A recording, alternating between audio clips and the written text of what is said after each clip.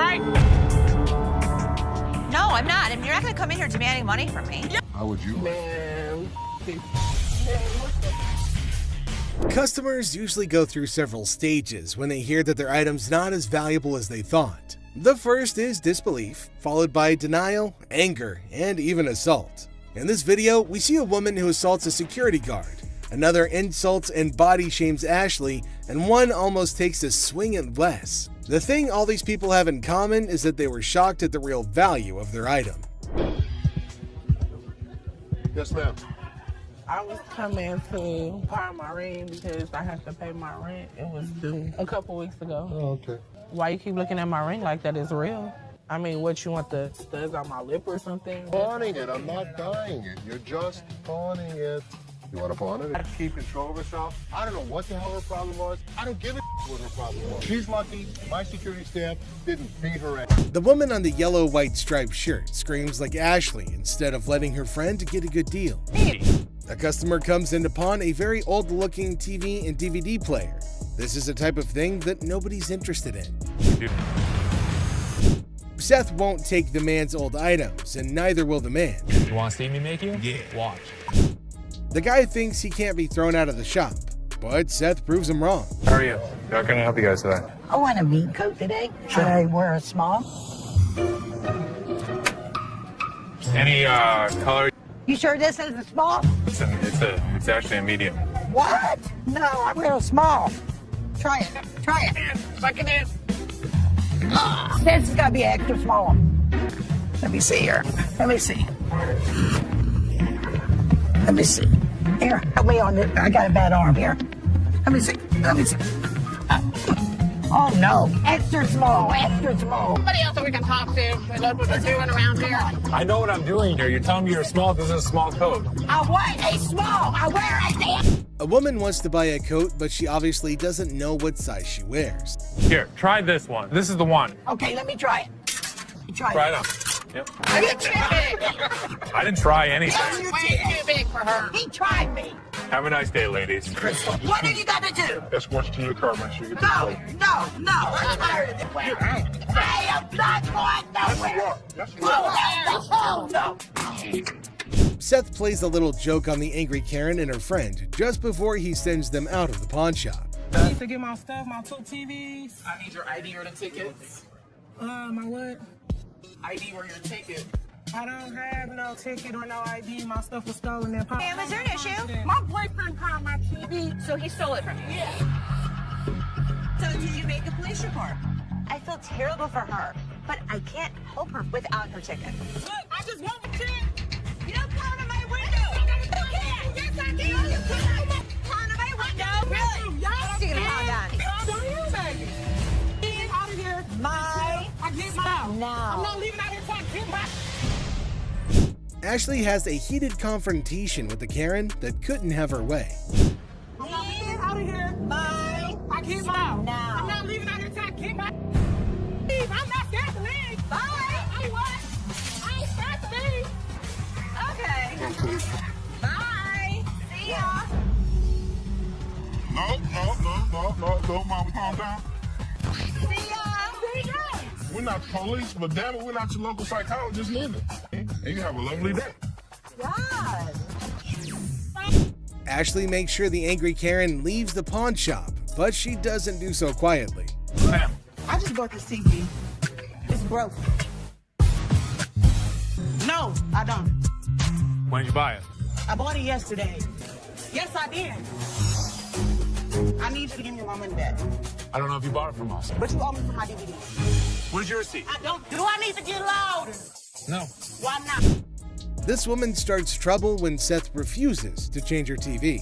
Excuse me. Who do you think you are? I don't need your help on this one. Thank you. Mom. Excuse me. Hey, it's me. Excuse me. Excuse me. What you do that for? Unreal. Anger management. She doesn't last long in the pawn shop, and she even broke the TV more for some random reason.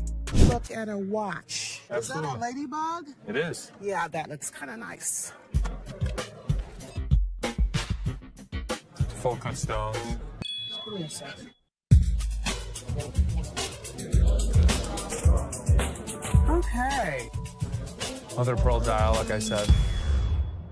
Man, same old, same old. What's going on? Excuse me? Don't you get paid by the hour? Trying to rush people? I'm not trying to rush You you. are trying to rush me. Get the watch back out. Don't try to play me.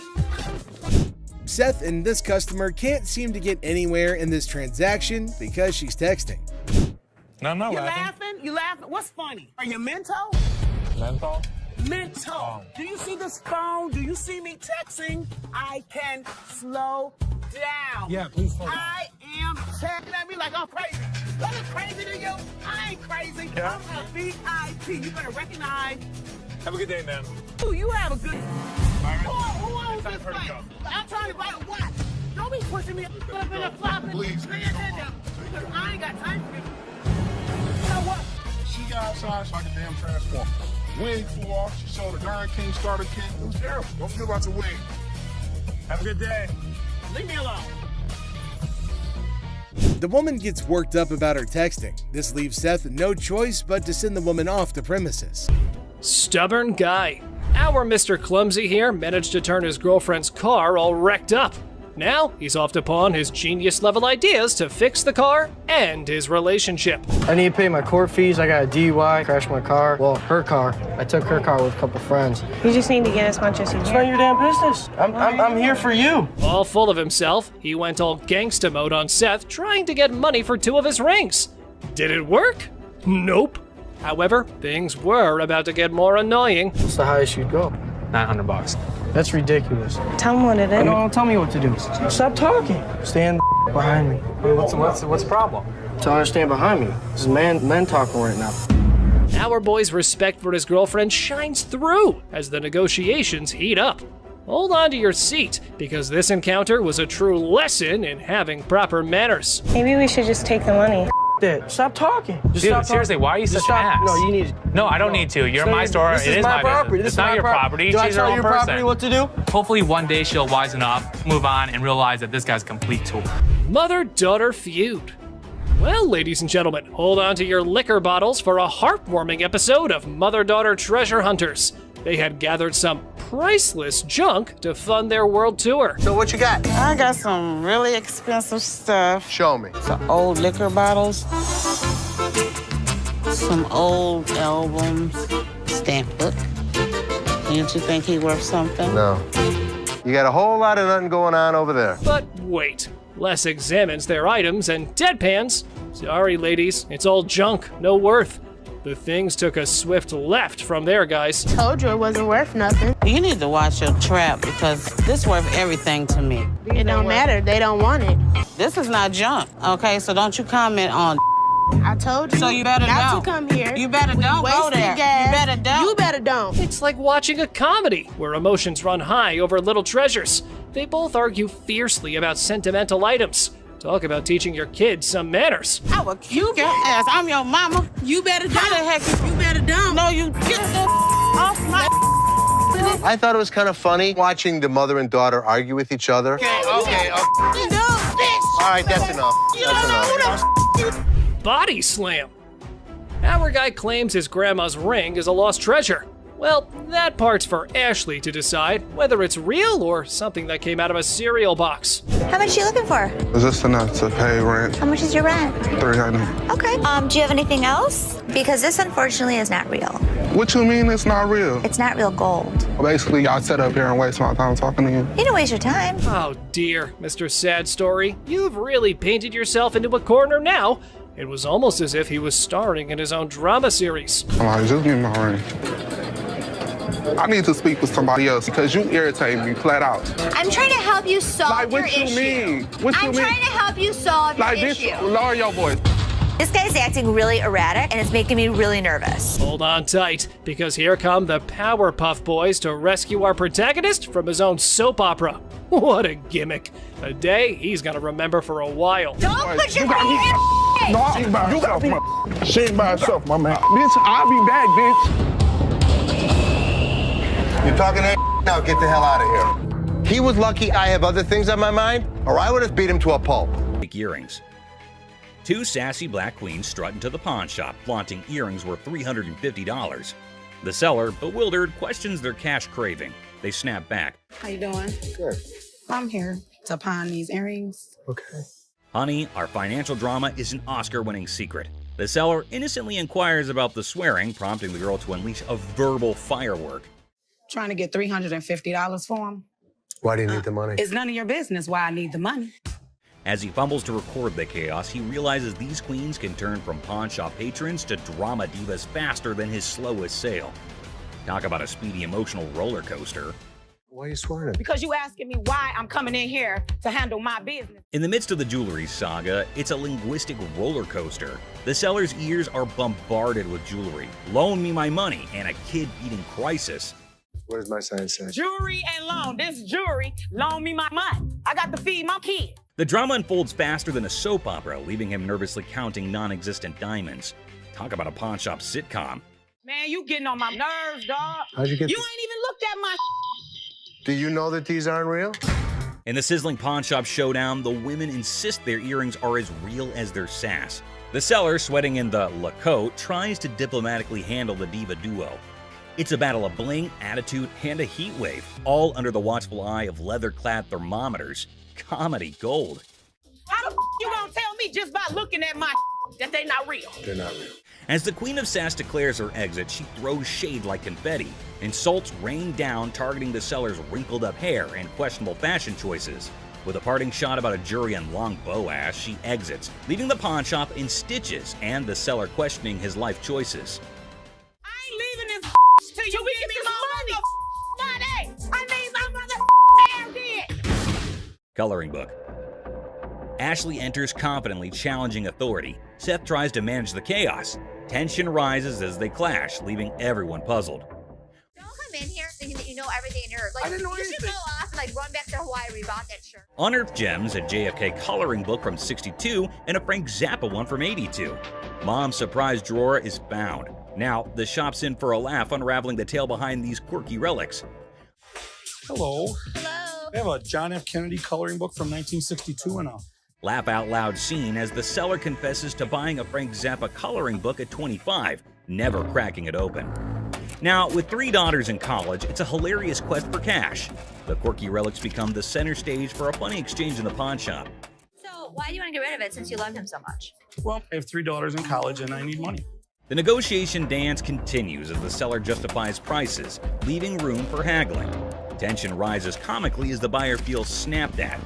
The shopkeeper offers a research break, declaring, "I'm not in a hurry," in this pawn shop sitcom starring quirky characters. Okay, do you want to give me some time to do a little research on this, You can or? have all the time you need. I'm not in a hurry. The plot thickens as Ashley discovers the price coloring book online for $8.75, triggering a hilarious spat. I didn't say any of that Can to you you. read that? $8.75. So make me an offer. 0. She hilariously expresses her dismay, accusing the customer of rushing and shoving a phone in her face. I'm looking at the one that he wanted $50 on, and I pull it off, and it says $8.75. The bickering ensues, with both claiming they're not married, adding an amusing layer to the pawn shop sitcom. I have to take him out this guy. That's how much he pissed me off. In the ongoing pawn shop drama, Ashley delivers a sassy retort to the customer, suggesting he adds value nowhere and jokes about returning to Hawaii. The banter continues as another worker calls out Ashley for being rude, I think you're disgusting and rude. I didn't say any of that Can to you you. read that? $8.75. leading to a comical exchange where Ashley dismisses them to focus on yourself. The workplace comedy unfolds with quirky characters and witty comebacks. Well, you don't add value to the I have one. Well, thank you so much. But the next time you send my paycheck, you can tell me how to work. Parking lot. Cue the workplace alarm. The notorious parking lot gambler is back, and the office crew is on high alert. With a battle cry of "Let's go get him!" they embark on a mission to catch the elusive man of many lands, or as they dub him, that lady Pakistan. Office drama just hit the jackpot. What? Gambling again in the parking lot. Meet Robert Robertson, the maestro of sports memorabilia, introducing himself to Dennis in a pawn shop saga. The plot thickens as he unveils a treasure trove of Detroit Lions autographs salvaged from his sister's basement flood. Forget superheroes, this guy's heroics involve rescuing signatures during a Union picket line water ballot. All right, here's Robert. Robert, I'm Dennis. Nice to meet you, Dennis. Yeah, I got an item here. You might be interested in. In the wild world of pawn shops, Dennis is hit with a first, an NFL labor strike poster. As Robert pitches his Union picket line relic, Dennis, caught between fandom and frugality, contemplates the value. It's a negotiation dance where even the poster's wrinkles have a say, and Dennis dreams of a dad who'd splurge on a heartbeat. What, Steve Backus? This is the first time a guy actually brought in an NFL labor strike poster. Dennis and Seth, the dynamic pawn shop duo, are advised to step up their deal-closing game. In the battle of signatures, Robert's pitch clashes with Dennis's detective skills. It's a showdown of history versus water stains, where even a tear is more drama than a soap opera. Selling history hard, selling water-stained history a comedic challenge. One just like this, mint though, and he got $950 for it. Right, so if that was mint, why would you want $1,000 for this? In this hilarious haggling carnival, the pawn shop pros are on their knees, throwing cash offers at Robert for the water-stained NFL labor strike poster. It's a dollar dance-off with Dennis and Seth, and they're juggling 20s like it's a comedy club. In the end, it's 5 20s that win the bid, leaving Robert with a pocket full of paper and the pawn shop crew high-fiving over their historic steal. $75? No way. Dennis, offering you just $100 cash money right now would make it. Gold earrings. In the golden world of earrings, Ashley and the customer embark on a carat quest. The earrings sparkle, but the price tag dims the shine. The customer eyeing the digits suggests a hilarious plot twist, an exchange proposal that could turn this jewelry journey into a comedic barter ballet. I was looking for some gold earrings. You are in the right department.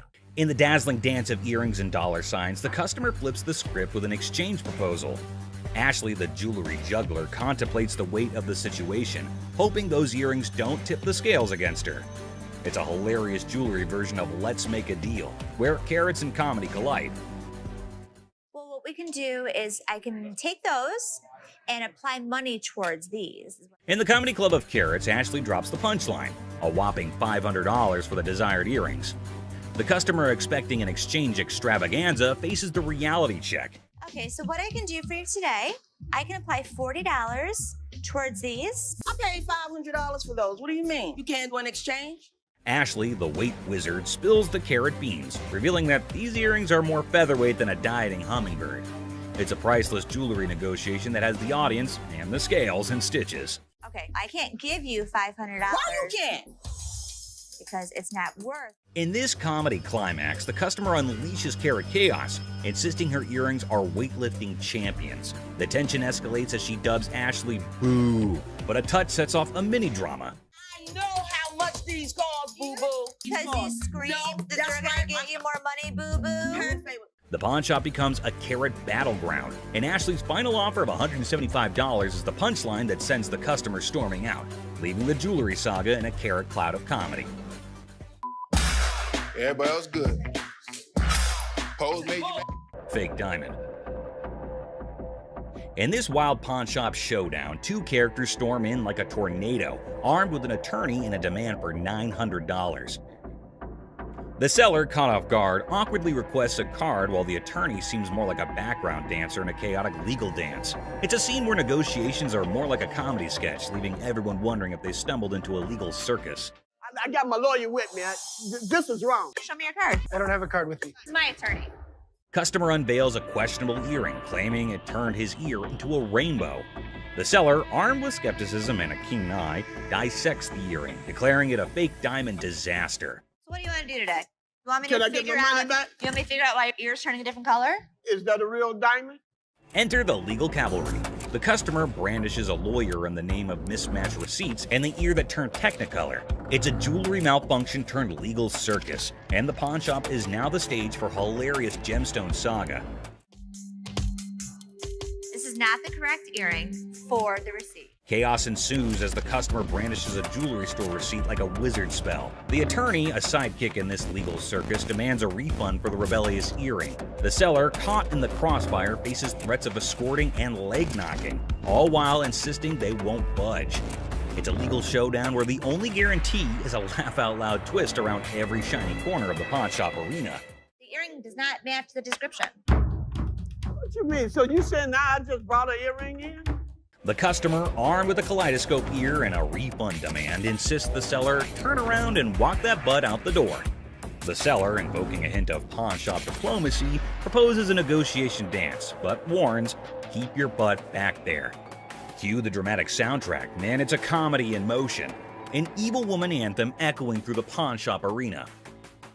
Get out. Yeah, you know, took my money, just sold me a gold earring. Golden State Warrior ring.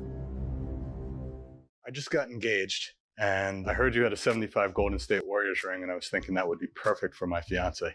This man came into the shop to buy something, which is odd because most people come into the shop to sell something.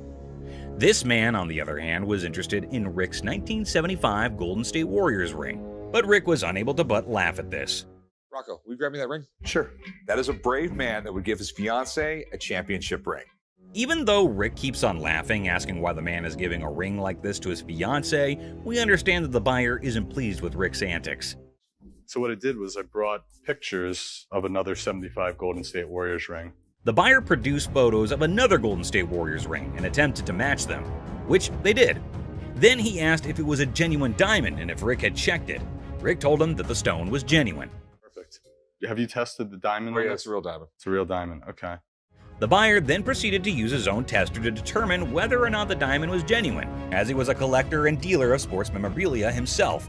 But as he went to test the diamond, it didn't pass. It's not testing. That's because you have a really cheap tester. So Rick stepped in with his own tester, which of course revealed that the diamond was genuine. Even though Rick was irritated by the whole thing, he chose to be courteous to the man. First fine on mine. Okay. I will trust that. The buyer requested for the amount after the ring had been tested, which Rick believed to be $11,500. The purchaser, on the opposite hand, had a budget of $5,000. Any 11 grand, that's what I can do. That's your bottom line? Yeah, Okay. best price. Because Rick refused to go any lower than $11,000, the buyer was forced to leave the business unhappy and empty-handed. I didn't think he was going to go 5,500, but I thought, he'd work with me a little bit, but he seemed... Good. What's up with this? Give me 1 second, sir. To be honest, I don't think we're gonna take them, brother. You say what? Go get somebody for me, dog. This made me act up. Yeah, what's going on, man? What's going on, cuz? 40? No. Yeah, I'm not interested. For real? For real. This on that bum. Listen, don't be throwing the at me. You understand? You understand? There's no shortage of entitled customers who come into the store, and this next one easily fits the bill. I mean, what's up with that? Nothing. It's called a scene, so. Y'all about to rush me or something? Here's a guy yelling at the front. What's up with that? On that bum. Listen, don't be throwing the at me. You understand? You understand? Trying to gang You understand that, dog? Trying to gang You up understand on that, me. dog? Trying to gang up Don't on ever throw Take your hands off my mother. With the customer starting a tantrum, Les finally speaks, and let's just say the others were nicer to the man-child than he was. Yo, y'all ain't over here anyway. I smack the out your ass. Don't even reach behind nowhere. Reach what? Nigga, if I got it, got it. Reaching, Jonas. I Don't got be it. killing my stuff. Where the is the loan at? Don't try to steer me down. All right. On what you're gonna do. This guy was threatening me that he's coming back. Does he think we don't have security cameras? Does he think we don't know what his license plate number is? It'll be his worst day. If he even thinks about Try to step up like they were some players. They ain't even really in my ball game. I'm in for real. I'm up.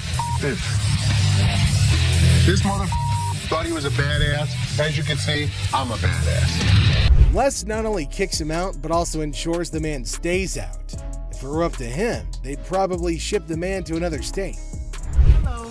How are you? I'm fine. How are you? I like your nail polish colors. Thank you. What do we got here? A laptop? Laptop. You type in your password? What brings you in today? I just want to pound it in so I can get. How do you forget when's the last time you used this? About a month ago. You forgot your password? Yeah. Try again. I need at least 165. I mean, I can't do 125. 65 or not. When a lady comes in with her laptop, she forgets her password and manners, but Ashley can only help her with one of those problems. Okay, I know what, I ain't got time for it. It's like you don't like your job. If you don't like your job, you shouldn't work here, sweetheart. I'm sorry, you really shouldn't. I am respectful. Learn how to talk, learn how to talk, learn how to talk. Have a good day. You were too silly. So are Don't you. touch my toes. Flat out. You done? I don't give a like I said, I don't care. I can take my business somewhere else. The lady obviously doesn't like the sound of $150, and the negotiation goes downhill from there. Lady, are you a baby? Excuse me, sweetheart. Hi. What you looking at, bitch? What the you looking at? I'm talking to you, bitch. What you looking at? You know what? Take us outside. What the you looking at? What the bitch? You fat bitch. Fat ass You're bitch. broken. Wait, with a fat ass bitch. Go walk somewhere, bitch. You talking about I can take my business somewhere else. You don't know me. Crazy. That's what I'm talking about. Walk away. Bye. Bye. What more can we do? Since the lady won't stop talking, Ashley engages her, and it's like setting fire to dried sticks. Council manager. That's me. How can I help you? My wedding ring that's $5,000, you guys have it. I want it back. Okay. Your ring. Yes, he took it because we're having financial problems. I get why he did it. I just want to come in. No, I didn't make a police report. The hell am I going to make a police report for? I'm not going to call the cops on my husband. I'm coming to you to get my... For the ticket? Oh my God. I want my ring. Can Okay, you so get let in the me- computer Okay, so and let look me up the name, okay, tell me how so- much I owe you, and give me my... Nothing is scarier than a woman with a vendetta, and Ashley's best effort to handle this one with care absolutely fails. All I want. Okay, so let me explain to you how this works. First of all, I don't just look up somebody's name and give you their information. I didn't ask you to give me the information. Give me my ring. You bring your butt out here and you assist me out. Please, bring it. That's all I want is my ring. No! Up yours. I want to see you walk outside. Come on. You're so big and bad. Yelling, screaming. Can't type anything to a computer. Oh, this bitch. I'm going to come back and get my... I promise I'm going to come... The lady doesn't appreciate Counselor Ashley, and the exchange turns sour. All right, gonna redeem this? Okay, actually, this was pulled. Pardon me? It was due on the 2nd. No, I'm here to pay it right now. I know, your loan is only for 90 days. So... Hi. How you doing? I got my ticket there. I wanted to get my TV back. If you could help me out with this, I'd really appreciate it. You can see if it's on the showroom floor, and I can try to make you a deal to buy it back. It's not been that long. About a month overdue. What are you talking about? If it's out there, then we can work from there. Look, seriously, come on. Why don't you just give me the TV back so I can leave, all right? Yeah, I'm getting a little aggravated. I'm sorry you're getting... I'm ready to, it's You're ready to what? Just get pissed off. All right, I'm not... Seriously, no. Seriously? Yeah, seriously. I want to just get it over with. What are we going to get over with? I want to get my TV. What you can do is you can go buy a TV. You know what? I'm getting... There's a man. I doubt it. Turn around. I haven't got a minute here. Really? There's two of them. No. Now what you gonna do, buddy? What are you talking about? Buddy? What you gonna do? I still want the damn TV. You sound just like him. I'll put a big-ass flyer in the street. I'll make up signs. Well, American jewelry alone sucks. Looking like Nick Nolte after hanging out with Charlie Sheen for 3 nights. Go on somewhere, man. The guy wants his TV back, but he's past due, and it's really hard for this delusional man to... I will be back. The irate Karen tries to take matters into her own hands, but ends up getting thrown out instead. Hello, my wife. Oh, y'all don't want to give me my... If you're stealing... Excuse me, get your big ass on. Oh, excuse me. Don't you take my comb. She's gonna try to take a call because we won't give her TV back. I think that's an even trade.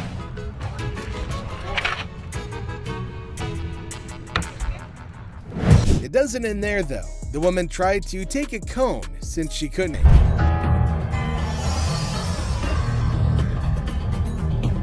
This is the guy? Right there. Here they come again. Les? Hi, how are you? I am Attorney Kyle DeQueef. So there's a man, probably an attorney with 2 ladies along, coming inside towards Les at a pawn shop. Now, Les knew about it before. He asked for Les, and fortunately, he was at the counter. He asked why they had arrived at the store. He's retained me to represent her in regard to a ring. Okay. My client brought in a $10,000 ring here, and she wants to either collect the remaining money owed to her on the ring or get the ring back. She's got a receipt. Let me explain to you. This is a counterfeit ticket. He said that he came here for the ring, which they bought from these ladies for $10,000, but they didn't pay and gave them the receipt. Now, he put up the receipt and showed it to Les and accused them of cheating and stealing from the women and taking their expensive ring. But Les was cool and controlled his anger. Whoever produced this ticket didn't understand this is the amount of numbers that are here. Okay. Number 2 is state law mandates that we print the law in a 12-point font. Okay. This is much smaller. That is some bull. It may be bull, but that's the truth. I don't know how I got mixed up, but There's the game-changing point. Les, after listening to him, explained that he will reveal the truth now by showing the real receipt that they had. He went and came back with real receipts that they've been giving to the customers. There, he spotted major differences. He notified him of the major changes in the receipt that he brought. The man looked rather weak and stunned in response. printing wrong or whatever, but this is the ticket he got from here. He didn't get it from him. He didn't get it from him. So now we just liars and we just come I'm not saying that you are. So you're trying to say my son a liar. I wish I had better news for you, but... That's bull. That's bull. The numbers don't match up. The paper stock doesn't match up. This is a fake. Now you side with them. You're not representing us. If I don't get my ring or my money from them, how you gonna get paid? The attorney turned to the women, but oh my god, they're still accusing Les of having given them the wrong receipt and asking the attorney to take the money from Les. The man, being down on himself as you can see, argued with them. The man showed the evidence to the ladies and told them that they were having the wrong receipt, but they continued to argue. Ticket, how about that? No, I don't believe that the store gave you this ticket. Nah, well, I don't believe you a real attorney. We ain't got it right. This bull. Somebody better give me my money. He's my attorney. You, him, security. Have a nice day. Nah, you got me, bitch. Sorry, young man. The ladies started harassing both of them and started using personal attacks. They were all arguing amongst themselves. Pretty crazy. The attorney went back as he can't do anything for the ladies. How are you? I'm doing okay. What can I help you with? Either trying to get a loan on it or you guys can buy it. Trying to sell it for maybe like $150. $50. Why is it $50? The certificate and everything is in there. And the bag costs actually way more than that. Well, if you can tell, it's actually stained Okay. all through here. I'm trying to sell it for $150 or get a loan for $75 instead of the $50. Yeah, I wasn't interested in more than 50. If you know purses, then you know the As our unsuspecting customer strolls into the kitchen at Chaos, little does she know what's cooking today. Ashley, patiently bracing herself for another round of absurdity, politely inquires about what the customer's looking to offload. The girl, blissfully unaware of the purse's actual value, confidently suggests a price that's almost a steal. It costs way more than that. Okay, but I'm not going to pay you for the amount that you think it's worth because it's stained. This is not one of the newer ones. This is not this season. I know about purses. It was torn. It was stained. It's not even the last season's bag. The thing is old. But you still willing to buy for $50 though, so if it wasn't worth it. And now the plot thickens. The lady asserts that if Ashley truly understood purses, she'd gladly accept the offered amount. However, Ashley, standing firm in her claim that the purse is torn and not worth more than $50, creates a hilarious clash of valuation difference. We even say $50. So they didn't say it wasn't worth it. Can I talk to somebody else? I don't want to talk to your pepperoni looking ass. Can I get somebody My pepperoni looking at. Pepperoni ass? I don't even know what that means. Did she take a look at her own ass? Can I get somebody else to talk to? It don't even matter. I don't have to talk to you. And I don't talk to you either, so why don't you go home, leave Can our I store? talk to somebody else? Why do I have to talk to you? Because You I'm the disrespectful. manager. I'm disrespectful and you call me a pepperoni ass? Ugly ass bitch. F you. And it's time to cue the drama. Ashley throws out the bold figure of $50, and it hits the customer like a curveball she wasn't ready for. Feeling the heat, our lady teeters on the edge of diplomacy and blurts out the unforgettable line. She labels Ashley a pepperoni ass and decides that she'd rather chat with anyone but her. Talk about spicing up negotiations. 3 males walked into a pawn shop. One of the suspects stood at the door as a lookout while the other 2 suspects walked directly over to the display cases. So, like, these 3 guys roll into the pawn shop, just casually strolling in. The other 2 guys, they head straight to the fancy display cases. It's all got suspicious vibes. And then, bam! One of them whips out a sledgehammer and starts smashing the glass. Things are starting to get pretty wild. At some point, a customer from the place is seen leaving calmly while the lookout tells her to hurry up. The suspects appeared to be wearing heavy-duty gloves in order. At one moment, a person from the shop strolls out all calm, and someone's keeping an eye on her, urging her to speed up. The people thought to be involved seem to have on these tough gloves, maybe so they don't get any cuts. Not to get cut while removing the glass from the cases. Both suspects placed the jewelry and many other valuables in the bags. So when they took off the glass from the cases, both of them put the jewelry and lots of other valuable stuff into bags. After that, they hightailed it out of the store in a black Mercury Marquis. Case at? Where the case at? Where was it at? Wait, he put them on. A guy storms into the pawn shop all worked up and starts shouting about a missing case. He's demanding to know where it is, and he appears to be accusing the staff of removing. The feeling of stress in the air is increasing, and it's obvious that something is wrong. You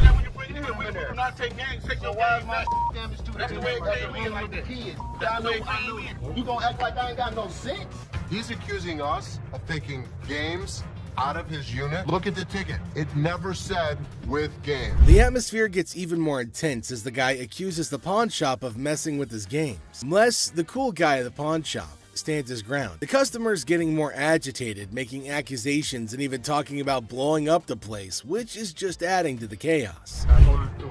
Man, you can get your arms up off belly and none of your body parts on you, bro. After all the stress I have, the last thing I need is a customer causing a scene. Despite the escalating situation, Les stays calm. He tries to talk sense into the upset customer, especially with a big event coming up the next day. I know how to walk. I ain't illiterate because I... Wells Fargo safe deposit box. What do we have here? Well, we got a Wells Fargo strong box. This man arrived with a Wells Fargo safe, an antique ball and chain, and a couple ancient handcuffs. The seller was asking roughly $2,000 for everything in the package. All right, well, tell me about these things.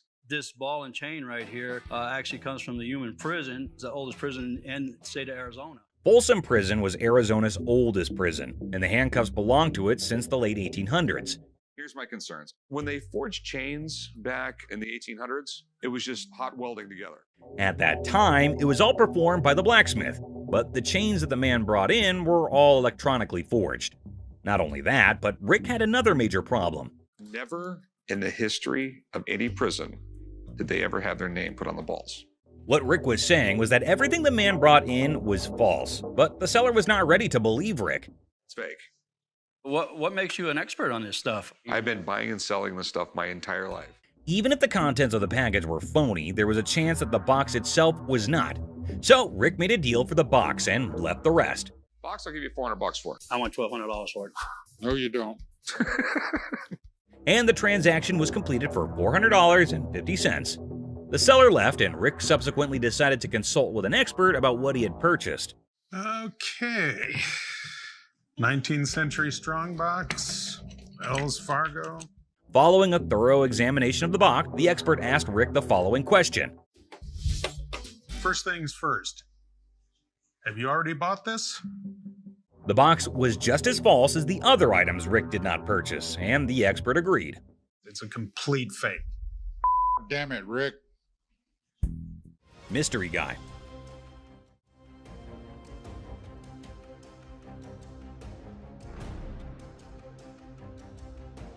Right there. Here they come again. Hang on to your hats, folks, because we're diving into one wild tale. Picture this, a mysterious dude looking like a secret agent casually strolls into a pawn shop, acting like he owns the place. The shopkeeper, eyes wide open, can't help but stare at this walking enigma. I mean, who wouldn't? He's like a riddle on two legs. Now brace yourselves for the craziness escalates. Our mystery guy isn't flying solo. He's got not one, but two ladies in tow, a trio causing a ruckus. They swagger up to the counter, and out of nowhere, the guy dramatically declares that the ticket he's waving is faker than a rubber chicken. Everyone in the shop, imaginary files included, gasps in surprise. Her on the ring or get the ring back. She's got a receipt. Let me right explain to here. you. This is a counterfeit ticket. Hold on to your giggles. The shopkeeper, smelling something fishy, turns into a detective. With a sneaky grin, he tells the trio to chill and confidently says, "I'll prove it's a fake." The suspense builds as he brings out the real ticket, examining both like he's some ticket art connoisseur. This is the amount of numbers that are here. Okay. Number 2 is state law mandates. Hold on to your funny bone. The shopkeeper spots the differences quicker than yelling "fake alert" with a big old grin. He declares, "Nice try, folks, but your ticket is faker than Monopoly money." Cue the imaginary mic drop in the background. But whoa, Nelly, the trio isn't throwing in the towel just yet. They get into an energetic discussion, pointing fingers, thrashing arms, and hollering as though they're contending in a yelling challenge. It resembles something out of a sitcom, and you can't resist the urge to chuckle at the idiocy. In the grand finale, our mysterious guy and his partners in crime admit defeat. Looking a tad embarrassed and probably feeling a smidge silly, they storm out of the pawn shop.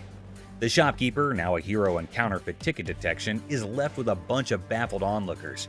And there you have it, a hilarious adventure that's weirder than fiction and funnier than a clown on a unicycle. Comedy gold, my friends, comedy gold. Gun cabinet. Well, it's a desk, but it's not really a desk. It's actually a gun. So what this woman brought into the pawn store was not anything that was common. It appeared to be nothing more than a plain desk, yet it was far more than that. It's a gun desk. Yes, when you push down on the inkwell, a bullet fires out through the trapdoor.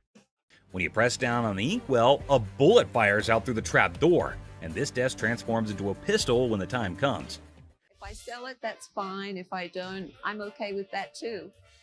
Thus, the merchant visited the business not exclusively to sell the weapon work area, yet additionally to figure out more about it. She needed to realize who possessed it, the way things were utilized, how old it was, and other such data. I was trying to figure out how to open it and had a really good look inside it and said, While hunting for a nice little desk, she came across this one. But when she got it home and attempted to open it up, that's where she discovered it wasn't what she thought it was. I've seen desks with hidden gun compartments, but I've never seen a desk as a gun. Rick thought it was something out of a James Bond movie, and he was so engrossed in it that he forgot he was actually pushing his face against a gun. Do you mind if I have a buddy look at this thing? Because I am just completely lost here. Not at all. Rick believed it was best to have an expert look at it after taking a closer look, so he called one. Gun. This is the gun. What? The master had never seen anything like it, and had no clue about what it was utilized for. Yet, in lieu of what he saw, the master reasoned that it was made somewhere in the range of 1890 and 1910, which was an issue. Even though he couldn't guarantee it, the Pawn Stars may buy it in a gray area. Bring it to a gunsmith and have him professionally deactivate the mechanism. Then it can be legal to buy and sell. The only way to buy and sell it legally is to take it to a gunsmith and have him deactivate the mechanism. Only then can it be simply and legally acquired and sold. I wish I could help you out more. It's just one of those things. Thanks for bringing it in. Oh, you're welcome. Orange Bowl ring. I decided to come to the pawn shop today to sell my Penn State Orange Bowl ring from 1973. This individual then brought in an Orange Bowl ring from Penn State in 1973. He was in the shop trying to sell it since he needed the money for upgrading his house, and he reasoned that it must be valued at least $1,500. Where'd you get this? I went to Penn State and guy down the hall played on the team, and he needed some money, and I bought it back then. The seller claimed that one of the team members needed some cash and that the only thing he had was that ring. Thus, the man paid him the necessary funds and purchased this ring. It was Jeff Clark. He didn't play too much, but he was an outside linebacker for the team. This particular ring belonged to a linebacker named Jeff Park, who was a member of the squad even though he didn't play much. What are you looking to get out of it? I'd like to get $1,500. Okay. Just as he previously stated, the man wanted $1,500, but Rick needed to examine the situation more carefully before making any moves to get the ring. It was then that he discovered that the ring had a problem. The price is reasonable, but it's illegal for me to buy or sell anything when any identifying mark has been removed on an item. The ring was cool, but it was also reasonably priced considering that the engraving makes it completely identifiable. It was no longer lawful for Rick to purchase or sell this ring after the engravings were taken out. I'd be more than happy to buy it off you for $1,500. Problem is, it's like buying a car without a VIN number. The seller was a little confused as to how the removal of a few inscriptions might make the ring illegal to purchase or sell. As a result, Rick and Corey had to thoroughly explain everything to him and let him know that despite their best efforts, they're unable to handle it. All right, dude. Okay. Sorry, I couldn't do nothing with it. Okay. I know 1,001 people I could have sold this ring to and made a fake bill. I have some political memorabilia, the Secret Service ID for J. Howard McGrath, Attorney General of the United States. This individual entered the pawn shop with a $10 bill that had several signatures on it, a White House pass, and several Secret Service IDs. He estimated 1,000 figures for each of these items, but before beginning to negotiate, Rick needed to learn more about them. He was the chairman of the Democratic National Committee when Truman ran for president. Rick was prepared to strike a deal after briefly discussing J. Howard McGrath, the Attorney General of the United States, and how influential he was in Washington politics. But there was a small issue.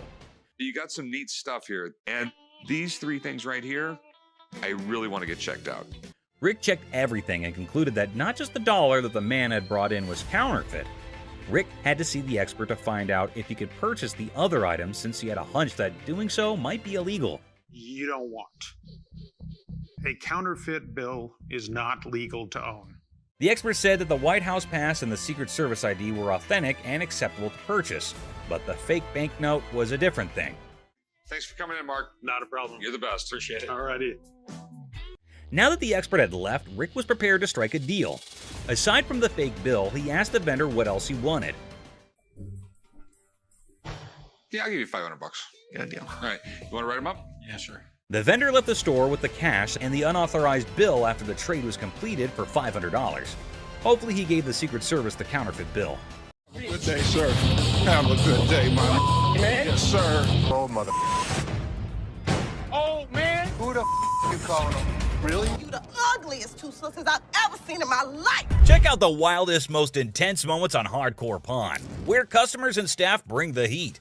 And also get ready for some serious craziness at the pawn shop. Just another day at the pawn shop where we've got a mix of decent customers and, well, some pretty pathetic ones. Take this guy, for example. He may seem all laid back, but is he really? What you got here? That's a watch my grandmother gave me. Wow, this dude received a watch from his grandma, which is pretty sweet, right? But here's the thing. He's convinced it's solid gold and expects a fat stack of cash for it. Well, let's hook him up with the amount he's hoping for. Let's find out. 500. The problem is the metal on it is just stainless steel. Well, the metal on it is just stainless steel, so that's disappointing. But how will this guy take it? Yeah, you see this discoloration on the side? No. You don't see the rose? Whoa, hold up. This dude just flat out rejected it without even taking a peek. Talk about a major red flag, am I right? Less than explain. In between the links were gold plated. The gold plating had rubbed off. The watch had no value. And then this guy's like, can I get someone else to check it out then? Because Les shut down his hopes of getting any cash. Whoa, okay, Mr. Expert. This dude is seriously not happy about it. Value. It does have value. How about your chain? You want to pawn me your chain? Anyway, being the sweetheart that he is, Les brings in another dude for a second opinion, just to be fair. But what happens next is totally mind-blowing and straight up disrespectful. Brace yourself for this one. It's gonna shock you. Does this bozo know what he's doing? Well, I wouldn't really call him names. Seriously, this dude needs to chill and get a grip. I mean, who does he even think he is? Anyway, from that point on, things started spiraling down, and honestly, it's for all the right reasons. 500. Nothing. Stop being a bitch. Now, Les ain't about to tolerate any disrespect, and nobody should. And this jerk is about to experience a dose of his own medicine. And let me tell you, it's not a pretty sight. Check out what Les has in store for him. Give me my mother, man. Come over here and pick this bitch. Oh man, this dude is about to get serious flipping off, I kid you not. You know what goes down with idiots like him? They're in for a rude awakening. Yo, you, get him here. Let's go, my man. Have a good day, sir. Have a good... Gotta admit, that was seriously hilarious. What did Les have to lose? Nothing at all. But this guy, oh yeah, he got exactly what he deserved. The man just couldn't stop with the curses. Sir, let yourself out. Let yourself out. Oh, you think this was intense? Well, hold on tight because you haven't seen anything yet. So this dude walks in, right? And he brings in some equipment, no beating around the bush, and straight up expects a cool $100 for it. Can you believe that? Like, I'm trying to get at least $100 for it. $100? Yeah. I won't even be able to sell it. Well, the guy just flat out tells him that there's no way he can cough up $100. So the customer's disappointed. But hey, at least he's keeping his cool, right? So how much can you give me, man? $20? Well, we're clueless about what this dude's gonna pull off next. But hold up. Seth comes swooping in to handle the situation like a boss. Let's see how he tackles it. Sitting on the back? Do you know what it is? It don't matter how many you sitting on in the back. Because then I can't... Well, things are seriously heating up, and it's turning into a real mess. Seth tries to talk some sense into the guy, but he's just not cooperating. And instead, he's shouting like there's no tomorrow. Dollars for this. You paid $200 for that, I ever heard? Yeah, I mean... Really, you paid $200. So Seth breaks it down for him, saying it's not even worth $100. But this dude is now causing a scene, making a big fuss that's grabbing everyone's attention, to be honest. I'm trying to get money for it. I've been waiting in this line for an hour. I need more than two. This guy seriously needs to calm down. He's dropping way too many curse words. And honestly, it's gonna be his one-way ticket out of the shop. that's when Les steps in to take charge. Let's see how that plays out. You gonna do old man? Who you calling old mother? Old man? No way, he actually said that? Like seriously, what the heck? This guy just keeps digging his own grave, making the situation even worse for himself. Brace yourself, because what he does next is gonna leave you absolutely stunned. Really, mother? I got this. I got it. You wanna give me more than 20? Oh my god, seriously? Can you believe it? This dude actually tried to mess with Les and thought he could get away with it without being kicked out. That's some messed up behavior right there. Like, what on earth was he even thinking? Wait for an hour. Really? Me? You. Well, he totally got what he deserved. But guess what? That's not even the end of it. Brace yourself for this next one. So, this lady strolls into the store wanting to treat herself to a fancy watch. She's all sweet and ready to drop some cash. What could possibly go haywire, right? This will be good. Okay. This one. This is really pretty. Now, this lady is seriously contemplating whether she should go for it or not. So, what's your take on it, guys? You think she'll end up taking it or not? That's really pretty. It's really pretty. Good on you. That was 100. 100. Okay. She went for it. Well, everything's going pretty darn smooth so far. I don't want to jinx it, though, so let's just wait and see what unfolds next. Here. No. What is this?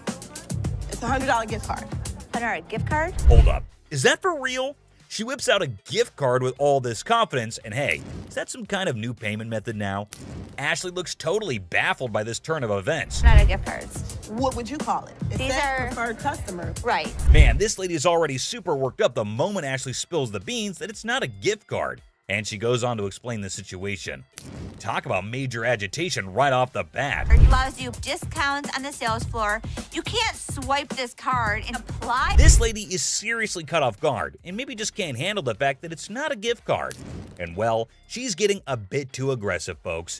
You know, the kind that usually gets shown the door and tossed out of the shop. Turn around and swipe it, okay? There's no swiper on this. So you telling me I'm I losing? gotta say, this lady is giving me some major secondhand embarrassment. I mean, it's crystal clear that the card cannot be swiped. Like, come on, that's basic common sense. But no, this woman just kept on making a complete fool out of herself. I don't understand up in here, okay? But what is she gonna swipe? Hold on one second. Let me explain this to her. Man, the way this woman is yelling, it won't be long before she gets the boot from the pawn shop. This customer is completely unreasonable, dude. But hey, props to Ashley for still trying to explain things calmly and patiently. Wait, where do you see a swipe thing on this? Do you see a Someone needs to rein in this woman because the way she's throwing a fit over a gift card is seriously ridiculous. I mean, does she not even realize how foolish she looks?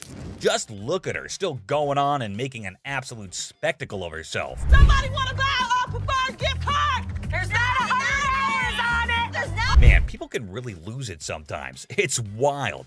And last but not least, we get this other dude who goes absolutely bonkers. But here's the kicker. It's not about something he wants to buy or pawn. Now, you might be wondering, what on earth set him off then? Well, keep watching to find out. Hey, how you doing? I'm here to buy an engagement ring. So, no kidding, this guy is actually here to buy an engagement ring. Whoa, that's some exciting news, isn't it? Les coolly presents a selection of engagement rings, and you'd think everything would go smoothly, right? Well, except for the blaring car horns outside, because of course, nothing can be too easy. Oh, damn, so that's the reason for all the honking? There's a massive truck just sitting smack in the middle of the parking lot. Now, take a wild guess. Whose truck do you think that might be? Come on, give it a shot. It's not rocket science. Semi-truck. And then it's white gold. That's me. Sir, can you... Ding, ding, ding. It's none other than this guy. So Les politely requests him to move his truck from there. And what do you think his response was? Find your place to park? Oh man, come on now. I'm in a hurry. I can't be moving my truck in this. Yikes, did he seriously say that? I mean, how do some people not have basic common sense? Did he genuinely think he was doing the right thing? Les is clearly not putting up with it, and you could totally see that. You don't have an option. You have to move your truck. I'll be more than happy to show Can you. you believe this guy had the nerve to straight up say no? Well, let me tell you, things are about to take a turn for the worse for him. But just when he thought he couldn't dig himself any deeper, he goes ahead and proves you wrong. Why are you so rude? I'm not moving the damn truck. Byron, take over. Well, obviously he's about to get kicked out, and trust me, you gotta watch this. It's absolutely hilarious. Move the truck. Come on, man. That's wrong, bro. Next time, parking on the freeway. This dude should be totally embarrassed about his behavior. And oh boy, he didn't stop there. He just kept on going. And the last straw was this. Move your truck! Silver Surfer. Oh, guess what? We've got a bona fide comic enthusiast here. Big surprise. Like, who isn't, right? Well, this guy's taking his passion to a whole new level. Feast your eyes on what he brings in. That's the Silver Surfer. Silver Surfer. Life size. Tell me about it. Well, this was a display for the Fantastic Four Rise of the Surfer movie. They made 1,500 of these, and plywood board. It is wrapped in a vac metal plastic wrap. Oh, what a shocker. It's a collector's item. But hold up emotions, people, because it's got a price tag. I'm not sure if the experts are going to agree. Well, online, these things go for $3,000. Actually, Silver Surfer was voted in the top 50 recognizable comic book heroes in America. I mean, I really went $2,000 for it. I am willing to buy this from you for $500. Hey, genius. If you're after that dream price, maybe hit up a comic store. Selling your treasure trove at a pawn shop? Yeah, real brainiac move here, buddy. 900 bucks. That's it. Think I'm gonna have to walk. All right, well, it was a pleasure. We're gonna go surfing on home. See you later. Custom-made electric chair. Folks, take a puff. We've witnessed all sorts of weirdness at the pawn shop, but this fella's cranked it up a notch. Check out his wild sell list. So tell us a little bit about them. We have Halloween retail stores. This is a custom-made electric chair. There's a whole show if you guys want to see it. Come Sure, here. go ahead, show us. Hell yeah! I'm really into this kind of thing. This might be the new feature at my house on Halloween. Oh, just what we all need. A bedside toy that screams Halloween 24/7. No biggie, except it's art, not like living in a slasher fic or anything. So we're looking to get about $8,000. Brand new, they're just above $9,000. And that makes a lot of sense. Right. Buy a used one that's 6 years old. Well, the cool thing about this one is that they don't make them like this anymore. You're right, they don't. The new ones are digital. Well, guys, Mr. Ambitious over here is dead set on this mystery item. Heaven knows what his grand plan is, but Les has a style for a bargain. Thank you very much for bringing Thank it you. in. We appreciate it. I'm a little disappointed that I gotta schlep it back home, but you know, with Michigan being, you know, like the #1 state for haunted houses and attractions and things like that. Elephant skull haggle. Oh, guess what? No fancy sofa, no blingy ring, and no one-of-a-kind car to pedal? No worries. How about you trade an elephant skull for some greens? Because that's normal, right? Skull of an elephant. Really? Very unusual. It's very unusual. My best friend had it, passed away, and I inherited this one. It's where the tusks were. I understand that. It came from Africa? Yeah, right. Well, I So- can promise you nobody's ever brought in an elephant skull, ever. That I can Little tell you. unique. Ever wondered where one finds a thing like that? Well, surprise, surprise, there's a thriving market for massive elephant skulls. Yeah, you heard it right. Skull heads. 1,000. That's as low as I'm gonna go. Let me talk to my elephant expert. Africans are buying now for $2,300 and the Asians are $1,900. The good part was, it's worth the money. There is a demand for elephant skulls, but I'll be damned if I'm giving it away. Okay, peeps. When Les locks onto something, prepare for a solar eclipse, because he's not releasing his grip. Anyway, there's a plot twist in this pawn shop drama. I got $700 bills waiting for me. $750. 700. And if you think it's worth $50 for you to schlep it home, It isn't. Schlep it. It isn't. Schlep it. I'll give it to you for 7. You got a deal. Thank you very much. Thank Come you. right Thank over you. here. We'll Thank take you. care All of right. it. All right. Yeah. Mark, thank you. Bone Rattler. Okay, people, the granddaddy of speed in the house. Ready to snatch up a drag racing car from the pawn shop? Who knew shuffleboard was just a warm-up? This guy is an expert. He knows all about drag racers. So does Jeff. Jeff is my jeweler, but he's much more knowledgeable with engines than I am. The guy that sold it to me said it cost him $85,000 to put it together. Probably clipping along at about 250 miles an hour. Fire this puppy up. I don't know how to start it. Gather around, youngsters. We got a drag racing sage here, boasting a mere 30 years under his belt. So the wisdom dump is here, as he schools the pawn shop owner. You know how to start him? Sure. I knew you did. How long you been racing dragsters? For about 30 years. Oh. You ready for this? I'm ready when you are.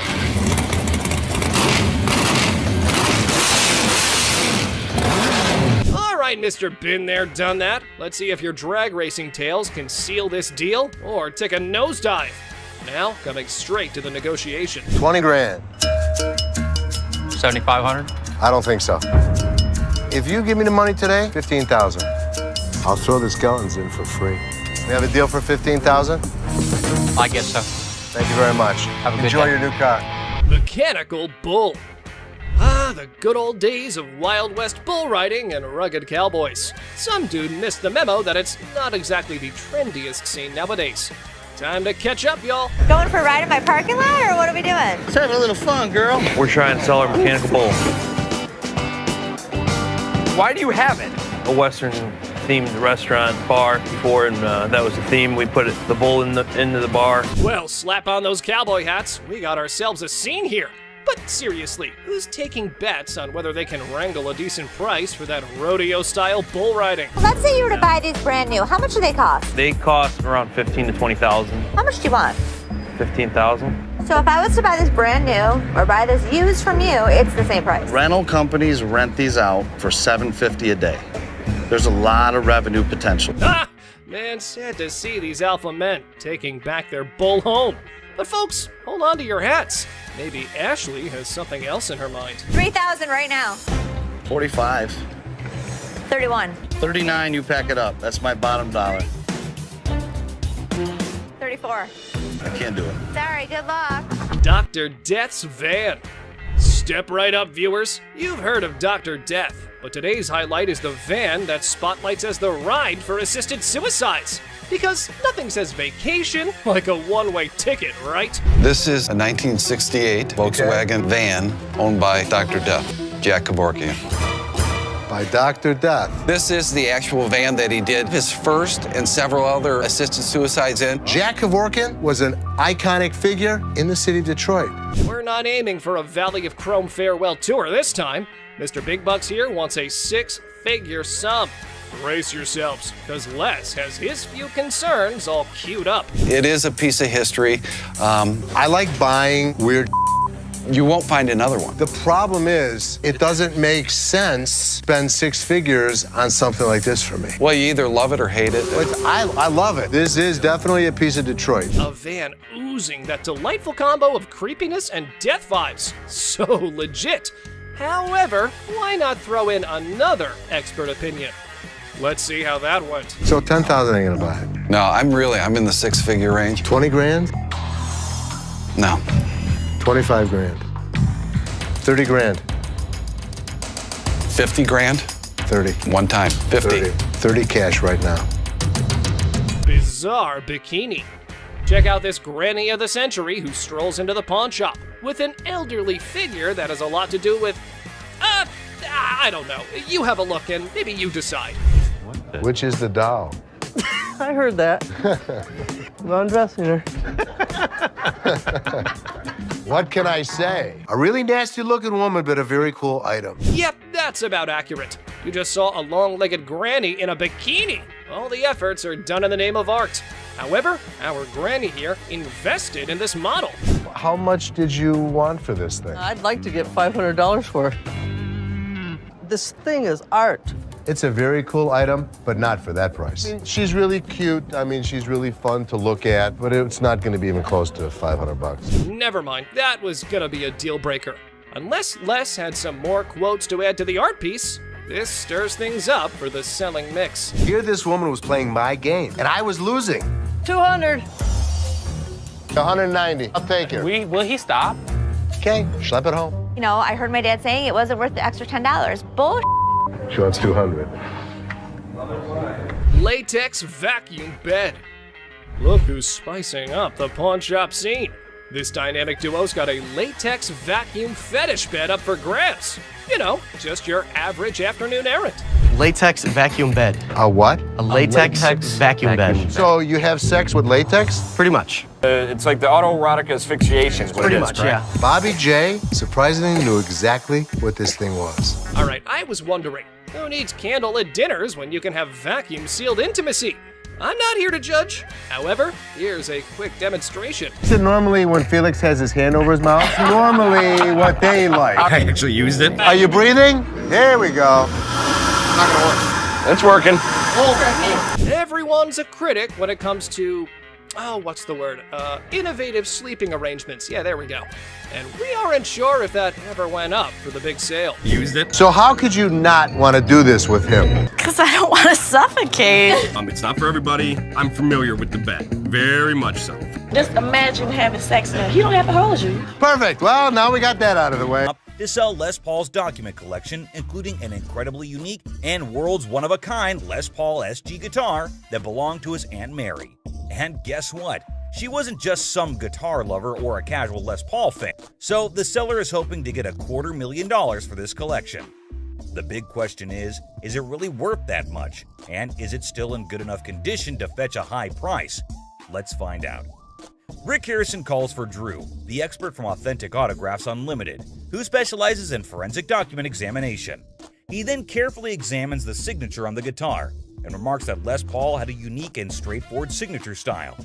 Interestingly, Drew notes that he never included his last name when signing autographs. He goes, Rick asked the seller, how much is he expecting from it? So he was like, I want $250,000 for it. But someone in the comments section went all out and said that those papers would fetch a whopping $190,000 if Joe Bonamassa got his hands on them. Another user totally agreed with him and even said that if this guitar showed up in the right magazine, some millionaire rock star would easily drop at least $200,000 for it. But here's the main part. Did the pawn shop actually make any profit? Hell yeah, they did. Once the show aired, they wasted no time and threw that bad boy up on eBay. And guess what? They scored a whopping $110,000 for it. They ended up making a cool $20,000 profit, guys. Now that's what I call a successful hustle. Next up, we have a customer who came in trying to sell a sword that was supposedly forged by the famous Yasutsugu family, known for making weapons for badass samurais back in the day. But here's the twist. The seller looked familiar to Corey. It turned out that he had been there before to sell a trophy. You'll be thinking what kind of trophy it must be. Maybe some ancient artifact or something, right? But nope, it was actually a Grammy Award. Yes, all in excitement, Rick bought it. But later he found out that it was not allowed to be sold. Oops, I can see a great loss there. Because of that now, they had to be extra careful before dealing with this sword. They weren't sure if it was a legit samurai sword or just some ninja knockoff.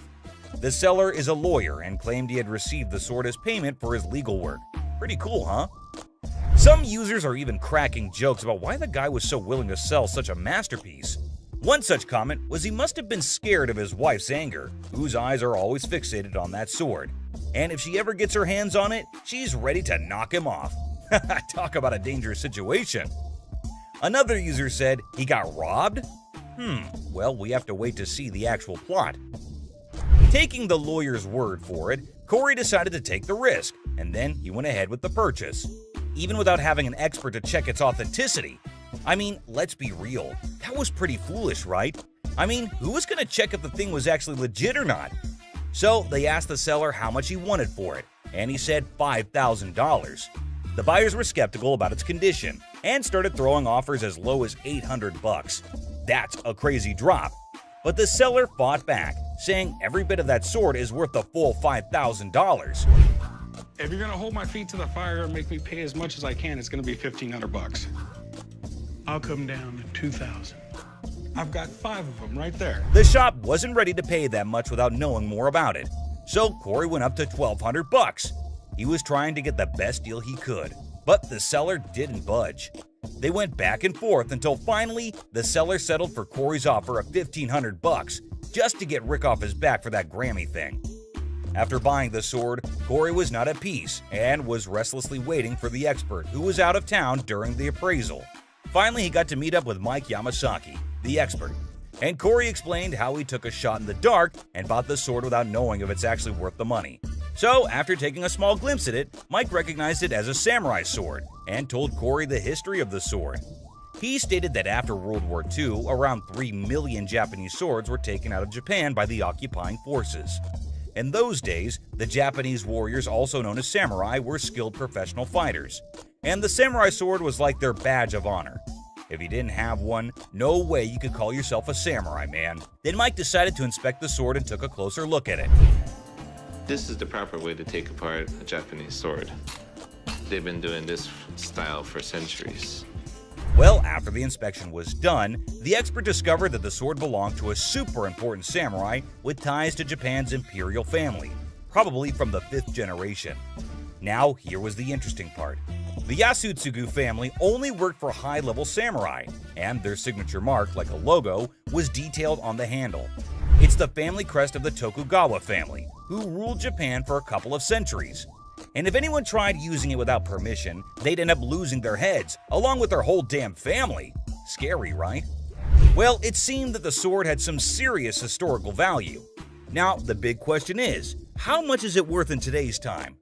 After considering the condition, the expert estimated that it can be restored for around $3,000. But here's the exciting part.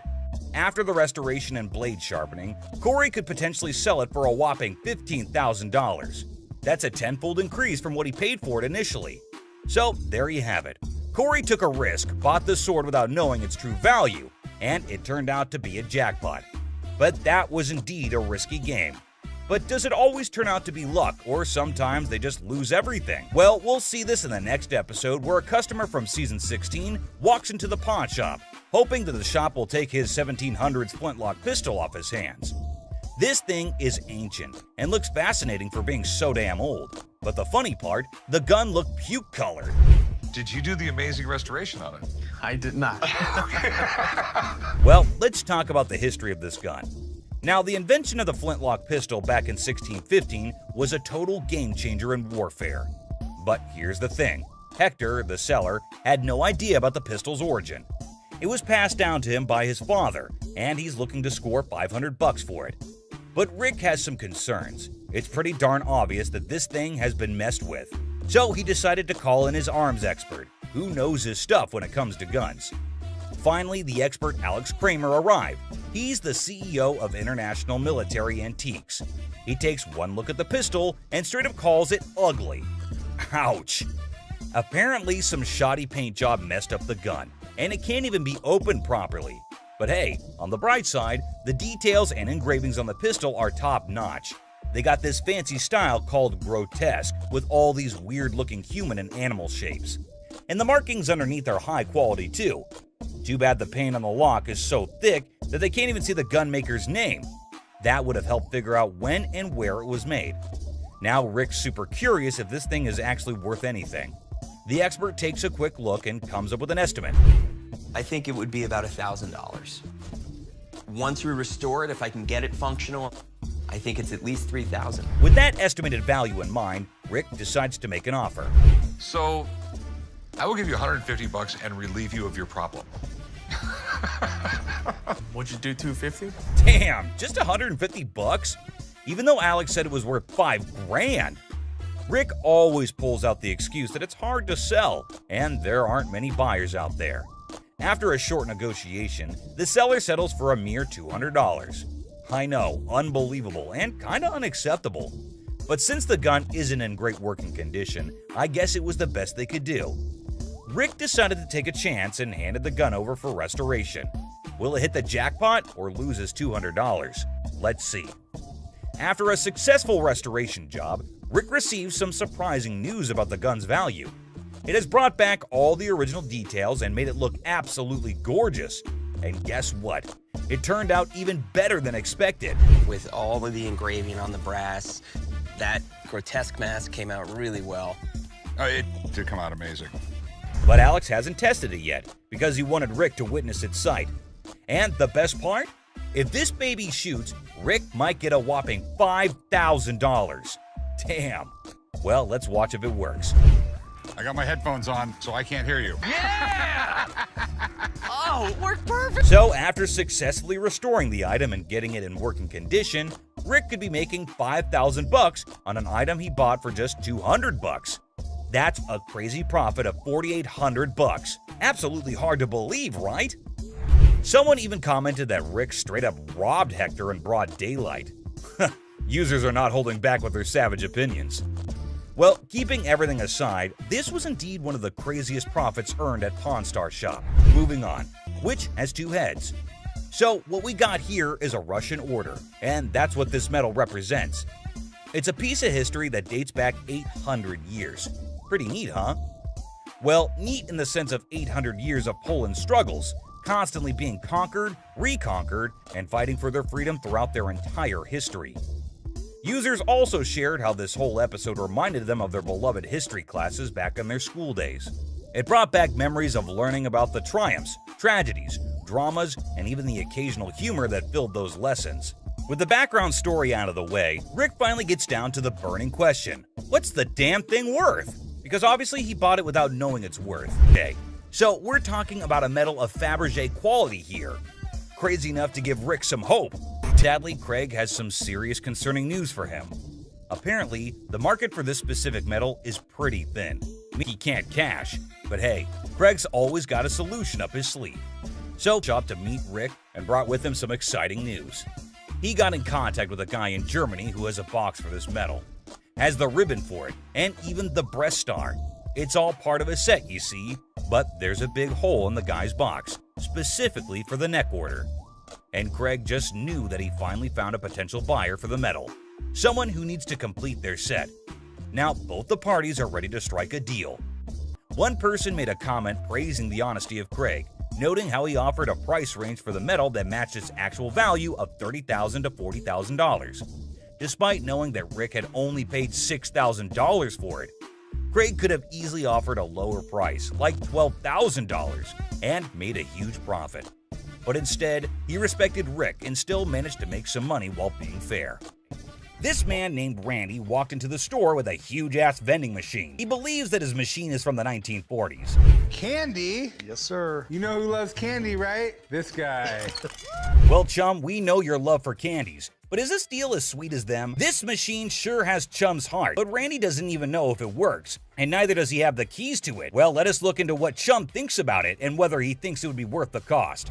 Just taking a look at it, I mean, it looks pretty rough shape. There is a lot of rust on it. It sure needs a good restoration, but Randy wants $1,000 for it. Man, it already needs so much work to be done. I personally don't think it's worth investing so much, but who am I to suggest? Oh, how the chum had been schooled by experience. A lesson etched deep into the fibers of his being. Scarred by past misjudgments and Rick's scoldings, he now approached each decision with newfound caution. But hold on to your seats, for the words that spilled from the expert's lips were nothing short of astonishing. Get ready to be astonished, for the expert's revelation is nothing short of extraordinary. Whoa. Oh boy. Right? The guts are missing. So what this needs... Man, it is empty inside. All the mechanisms are missing. The expert saved Chum's ass today on this one. The expert adds that in this condition, the machine is max $300. Whoa, that was a low blow for Randy, it seems. He cannot believe the price dropped from $1,000 to just $300. Up and running and painted, obviously. $4,500. $4,500. Okay. Well, this machine is asking too much. Chum noticed it and got the bargain straight from $1,000 to $75, and they just shook hands on $100. But a deal is a deal. Let's see how Chum restored it and made it a good sales machine for his own bars. Whoa! Holy Chum bar! Check it out, right? That is freaking awesome. Whoa, the machine is brand new again. No one can even imagine how it was before. And I know you're thinking no one got furious here, but hey, the video doesn't end here. You see, Rick was not so happy about the sweet gift lying in the garage.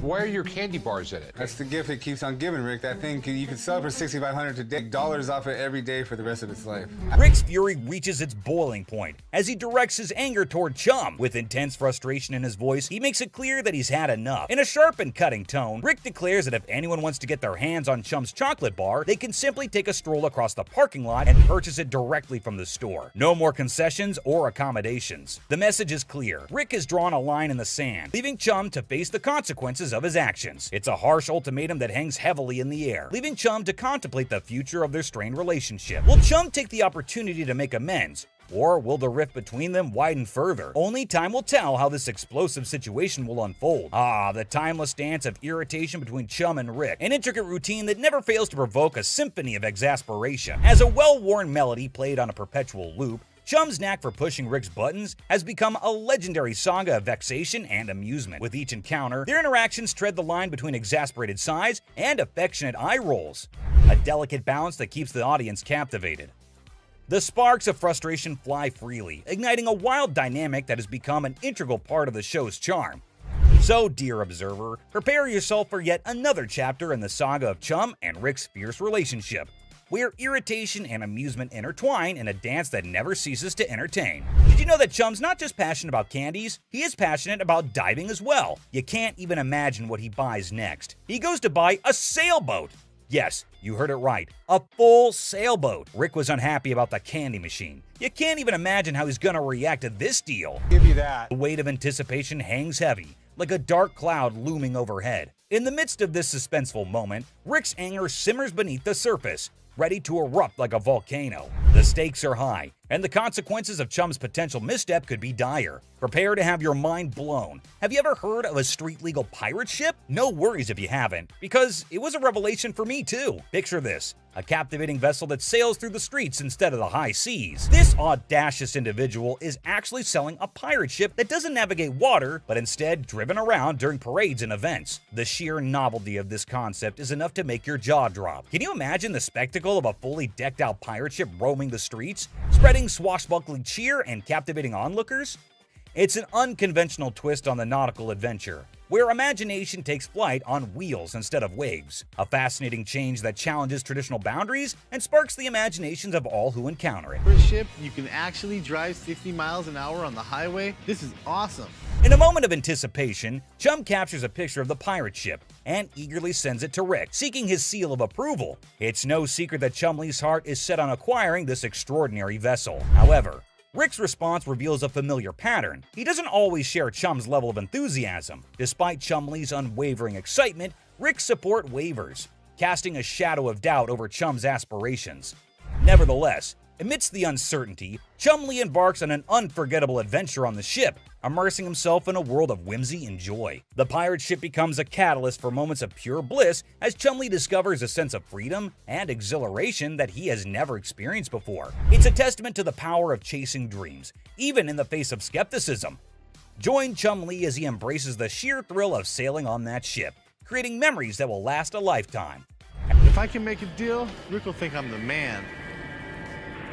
As the wind tussled Chumlee's hair and the weather played its part, a symphony of elements converged to enhance his adoration for the float even further. Each gust of wind whispered its approval as if urging him to embrace the exhilaration that danced in the air. The perfect weather conditions seemed to align, creating an enchanting atmosphere that heightened his connection with the pirate ship. With every passing moment, Chumlee's affection for the vessel grew as if it were infused with magical essence. In the midst of it all, Chumlee savored the joy and freedom that enveloped him, cherishing the sensation of pure bliss as he sailed through the streets on the ship that had captured his heart. As Chumlee eagerly awaits Rick's response, hoping for validation and support, his heart sinks when he reads the crushing words that appear on his screen. Rick's text delivers a blow that pierces Chumlee's enthusiasm, leaving his spirit wounded and his dreams deflated. The message, like a dagger to the heart, shatters the joy and optimism Chumlee had been clinging to. The heartbreaking reality sets in as he realizes that Rick's words don't align with his own deep-rooted passion for the pirate ship. It's a moment of profound disappointment as Chumlee grapples with the stark contrast between his own excitement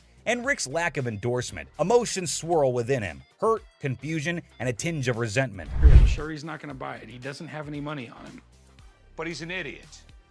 Amidst the tangled web of desires and concerns, Corey possesses a keen understanding of Chumlee's nature. He recognizes that once the request to abstain is made, Chumlee is unlikely to proceed with the purchase. In this aspect, Rick's fears find resonance in Corey's assessment. The rational part of their minds acknowledges the validity of Rick's concerns. Even if Chumlee were to succumb to impulsive desires and make a foolish decision, the stark truth remains. The price of the pirate ship far surpasses his financial means. It looms above his allowance like an insurmountable hurdle, a barrier that cannot be breached without dire consequences. The clash between longing and practicality creates a dilemma that Chumlee must confront head-on. Will he heed the warnings and let go of the unattainable dream?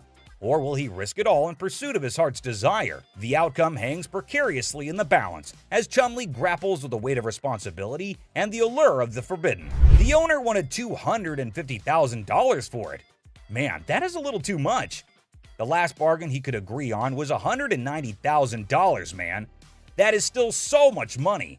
Chumlee was so sure that Rick would want to get it, until he checks his phone. Do not buy the float. That was Rick, my boss. The man had been driving Chumlee around all of the efforts in explaining it. And all for what, man? just to get rejected on a text message. Whatever. Oh, sorry, man. Man, I really feel so bad for Chumlee. Everyone gives an attitude to my boy here, and he just takes it all. Well, enough of Chumlee. Sometimes even Rick makes a mistake, and the great Harrison is not at all happy about this one. A captivating scene unfolds as Bill strides into the store, his presence immediately catching the attention of the Pawn Stars crew. In his possession, he carries a Wells Fargo strongbox, an intriguing artifact that exudes a sense of mystery and historical significance. As if that weren't enough, he adds to the spectacle by unveiling antique balls and chains, further piquing the curiosity of everyone present. Bill, confident in his offering, sets the price at a hefty $2,000. A sum that raises eyebrows and sets the stage for a fascinating negotiation. We got a Wells Fargo strongbox and some antique ball and chain. Okay, you do have a... The anticipation builds as the Pawn Stars team contemplates the value and potential of this unique collection.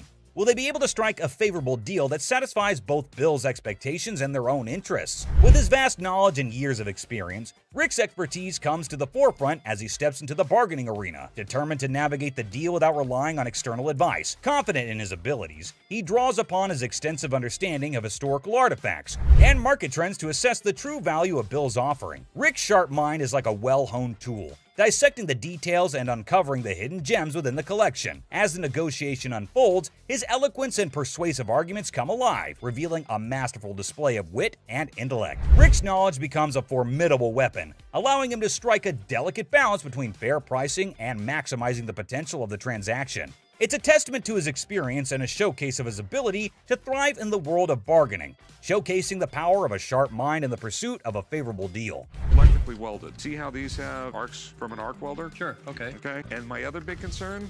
As Rick utters the phrase "other concern," a flicker of suspicion dances in his eyes, indicating that there may be more at play than just the handcuffs. His discerning gaze scrutinizes the items within the Wells Fargo strongbox, sensing something amiss. What could it be? A forged antique? A replica masquerading as a genuine artifact? The anticipation mounts, and the negotiation takes an unexpected turn as Rick dives deeper into his investigation. Determined to unveil the secrets concealed within the box, Rick further adds that the box might actually be real, but the stuff in it is absolutely not, so that made him a little concerned about it, to which the man explains that the stuff was not in the box. He just kept it all in there. You always see a Wells Fargo strongbox in an old Hollywood Western, so this will definitely get a lot of interest from collectors. The bargain started at $1,200, but hey, we know Rick. He is damn good at bargains. He finally sealed the deal at $450. But obviously, we need a piece of expert advice over here. Mark, the man with all his knowledge and his beard, is called back to the store. Have you already bought this? That sounds bad. Mark further tells Rick the bad news. It was a complete fake. Damn it, Rick. Looks like Harrisons get pissed off on this show. But hey, another day, another lesson to be learned, right? Kicking off with this episode, which is sure to give you quite a jolt. Hey, how's it going? The episode just starts with a casual conversation between Rick and an old man. But look what he's got. Yes, my friends, you just laid eyes on an 1884 Colt that was used in the Wyoming Range War, also known as the Johnson County War. Goes with it. There's nothing like a good book after a good shooting. That's what I always say. And not to forget the book that comes with it. I mean, you gotta keep the rare flock together. Rick, as usual, begins his quiz, asked a whole lot of questions before investing his money into something that a normal person would have bought in a heartbeat. So how exactly did you get the gun? My father got this from the great-great-granddaughter of Fred Koch. Are these many questions ever asked while I go to sell something antique? Maybe. How would I know? I've just gone to the shops to buy something, never to sell anything. But wait, it seems like he practiced it the whole night, answered all the questions like a pro. That man did better than the rest of us would do in our lives. Tough college times. Wait, what did my eyes just witness? Rick narrating the whole Wyoming Range War story. Basically, large cattle barons feuding with really small cattle ranchers. The small guys were stealing cattle. It felt like a whole history lesson to me. I must say, Rick does have some insane knowledge about antiques. The way he narrated the whole thing was nothing less than an informative history class. Not gonna lie. Moving further, we see Rick's intelligence as he checked all the details provided on the document just like a professional would. This is a 45 caliber. This is a 45 caliber. It's a 5.5-inch barrel. That's a 5.5-inch barrel. With this line, when you throw on a personal story that actually ties a cowboy cowboy to a gun, that's the kind of thing collectors love. I can see he clearly knows how to hit the proper note. But when you throw in a personal story that actually ties a cowboy to a gun, that's the kind of thing collectors love. Without a second thought, the man quoted $55,000 for the gun. What do you think? Are Rick and the old man on the same page? Well, for you to know that, you have to continue watching. I'd like $55,000. $55,000? And obviously, before getting such a huge amount out of his pocket, he wanted a second opinion on the matter, for which he called an expert. Get someone down here, he'll tell me if it actually belonged to this guy. To be honest, I really don't get it. How can one identify if it's original or fake by just looking at some words written on a piece of paper? Anyway, who am I to say anything? What we have here, it's really hard to make that connection. Some facts were served right there. Like, clearly, who else if not Rick would know more than for how much something like that goes in his shop. And you know, Pawn Stars is all about who bargains best to make the most profit. So let's see who gets to cut the cake tonight. And just when he thought things couldn't get crazier, Rick dropped the price and set his bet to $1,500 and all that effort went to waste right in front of your eyes. Yeah, I'm just not gonna be able to do that. I think maybe I'll see if I can maybe get some more Providence. That was pretty obvious. No one would want to sell an antique for this measly amount of money. Definitely not a very profitable deal. And with that deal went flying Rick out of Rick's hands. But in this next episode, this person walks in with a really interesting gun. But how interesting? You're about to find out. Yeah, it's like something James Bond would wear. Yeah, right. You just saw that, huh? But that's not out of a James Bond movie. That thing is as real as it gets. What can I help you with? I'm here to sell my ring pistol today. Well, you know how a gun never stays in the shop for long, be it whatever shape or size. But this thing is something I've never seen or even heard of before. Have you ever seen a pistol ring? Boy, you're looking at it right now. This is something definitely worthy of adding to the antique collection list. Come on, you have to agree with me. Everything about this pistol ring is antique, from loading it to the trigger to its hammer. This thing is a killer. Literally. You know what? If I ever went undercover on a mission, I would definitely carry this cute little devil. James Bond, we just found your vibe. And I know Rick would agree with me too. Yeah, that man seems very particular about the price he's going to ask for that dangerous ring. I'm looking to get $9,000. I'll use it to buy some of the things I collect more often. I personally would wear that ring everywhere. It's an all-in-one combo, kind of a hidden treasure who can double up like your personal bodyguard. It's unreal how cool this thing is. But hey, did Rick just contradict me? Wear them just for fashion. Damn. Rick has got a good sense of humor, not gonna lie. Seriously, getting hit by that mini pistol ring would definitely hurt your ego hard, man. It's also seriously a gun. I mean, it would really hurt getting shot with this thing. And oh, I kid you not when I say that the man clearly did his homework right. He literally asked for $9 grand in the blink of an eye. I mean, that piece truly is a showstopper. But that expensive? Damn. A $9 grand. They're pretty rare. So what happened is that the deal took an intense turn, and Rick, being the smartest in this show, had to prove it. So before finalizing the deal, he wanted a bit of expert advice. I mean, that's always better than regretting later, right? So let's see what the expert had to say about this antique pistol ring. The European gunsmiths, they were making all kinds of little weird things. This is the Imperial Protector. Basically, looks like this tiny mean machine has taken down quite a few people in the past. So it must cost a bomb. But let's hear it from the expert himself. For $11,500. Okay. Thanks, Tony. I really appreciate it. Whoa, I never expected that. $11.5K? That's crazy. And just look at the size of that thing. That thing is golden for sure. But as you know, Rick plays by his own rules. And I'm curious to know what he has to offer. I'll give you $3,000 for it. No, can't do it. Okay, so Rick is trying to settle the deal for $3 grand.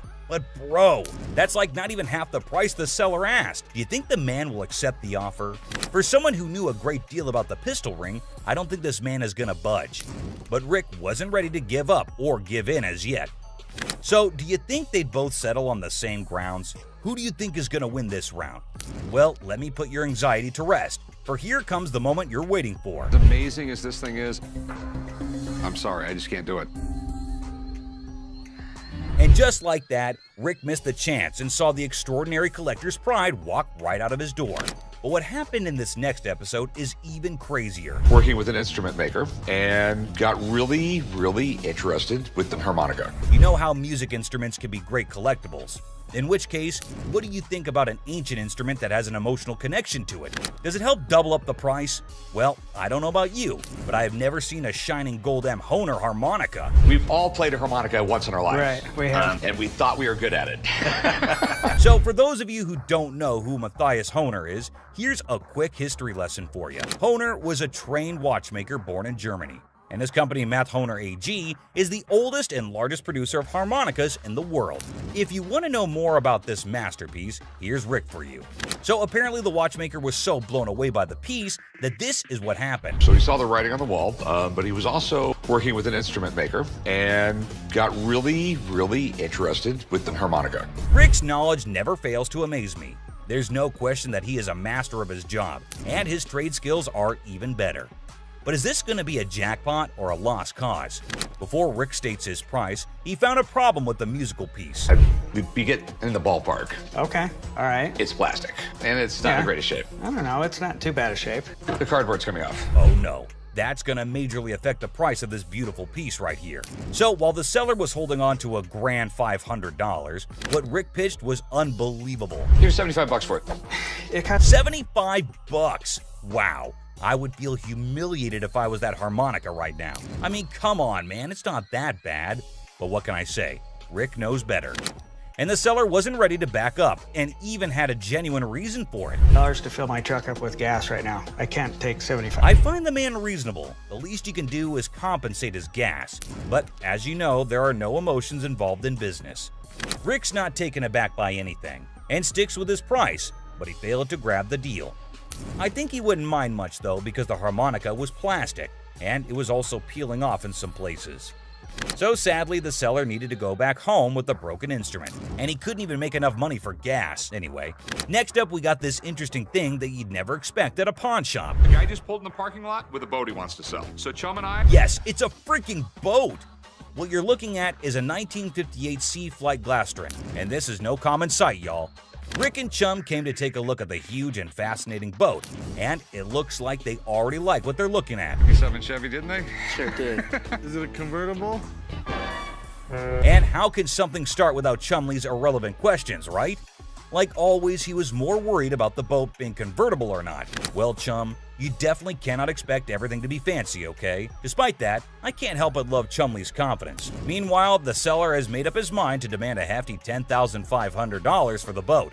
Let's hope he can make just as much from the master of negotiation. And this time, the item in question was a timeless beauty, created in 1958, standing tall, defying the effects of time. Whoever maintained it surely did it with the utmost care and dedication. Great work right there, but I think someone is already getting busy coming up with the numbers. It looks just like the 57 Chevy I got for the old man's birthday.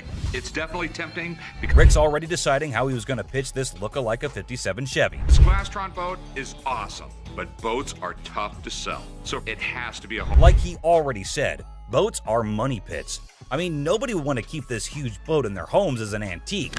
Quite rare, as the word suggests itself. But this seller is definitely giving Rick tough competition.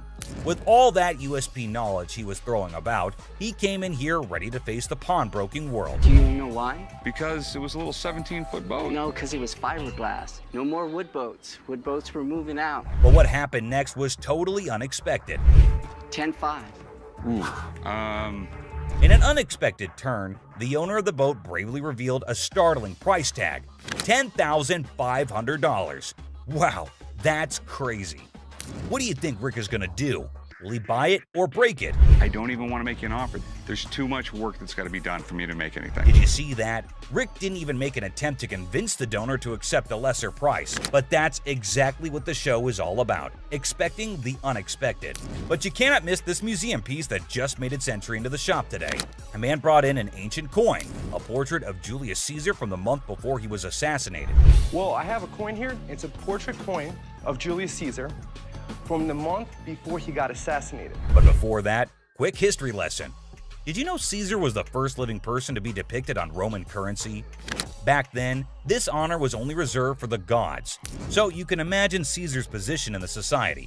So you know that having him on a coin is quite exclusive, and any historical coin collector would be yearning to get their hands on this coin. Would do what was necessary to preserve the Republic. Okay, and no matter what he did in office, Rick was taken in by the intriguing offer, and his sincerity came through, creating a favorable environment for a possible deal. Rick, though, sticks to his strategy since he was logical. As you know, the man is a smart specialist who always seeks professional advice before taking major action. But let's see what the price on offer is. How much were you looking to get out of it? I want $4,400, please. Okay. I like this man's confidence and how he's so adamant about the asking price, exactly the way it should be. The style is correct. Everything is right. Okay. It's perfectly genuine. The expert's analysis is giving us a ray of hope with each passing second. So let's see what the experts have to say. $1,500. Retail? Retail. Wait, what was that?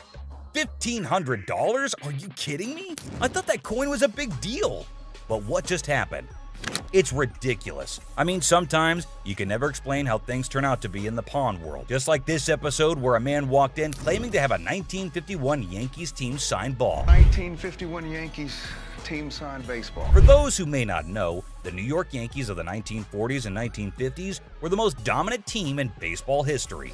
They won 10 World Series titles only between 1947 and 1962.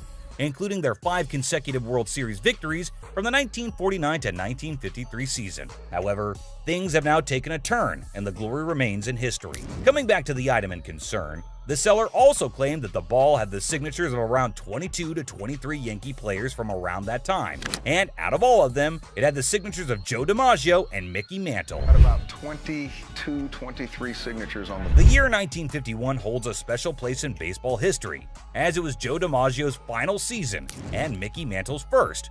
Also, Yankees won their 14th World Series that year. Buckle up, because this episode is sure to amaze you. My grandfather went to a game in 1951 with my mother and received The seller said that it was his grandfather who managed to get this iconic baseball. According to him, his grandfather went to a game in 1951 with his mother and received the autographs from a friend of his that was involved with the team. Well, sounds fair enough to me. Baseball doesn't really mean a lot to me. It's got some family heritage, but it's a baseball. I wonder why so many people want to sell something that has an emotional connection with them. But the seller's reason behind selling such an iconic ball seems pretty fair to me. This would be perfect for the company softball game. Chumley, I'm fixing to hit you. Charlie was trying to play the fool, but Benjamin remained unaffected, steadfastly focused on the business at hand. Benjamin saw nothing but the business and got right back into it. I don't trust this guy. I don't trust nobody, especially when they're trying to sell me. Benjamin, I can feel you totally. It's not like we don't trust anybody, but it's always better to be sure when there's a ton of money involved. No doubt the expert had to be called in. I do believe that this is a genuine 1951 Yankees baseball. Whoa, it looks like there's some good news for the man, and we might see some bills going out of the shop. But wait, don't be sure. You never know when the deal goes south. I think $3,000 is a reasonable amount for the ball. With audacity that leaves me breathless, a staggering demand of $3,000 was quoted for the ball. And it's quite obvious as well. After all the authentication and the proof, anyone would ask for that kind of money. They fired about $800. But wait, what? Benjamin just quoted $800? That's it? No one would sell it for that much, Benjamin. But he was in this business before most of us, and I assume he'd know better. So these were some of the times deals got out of hand on Pawn Stars. So which one of these intrigued you the most? Let us know in the comments down below. And don't forget to subscribe for more such videos. And I'll see you in the next one. Until next time, guys. That's right. No, I'm not. I mean, you're not going to come in here demanding money from me. How would you?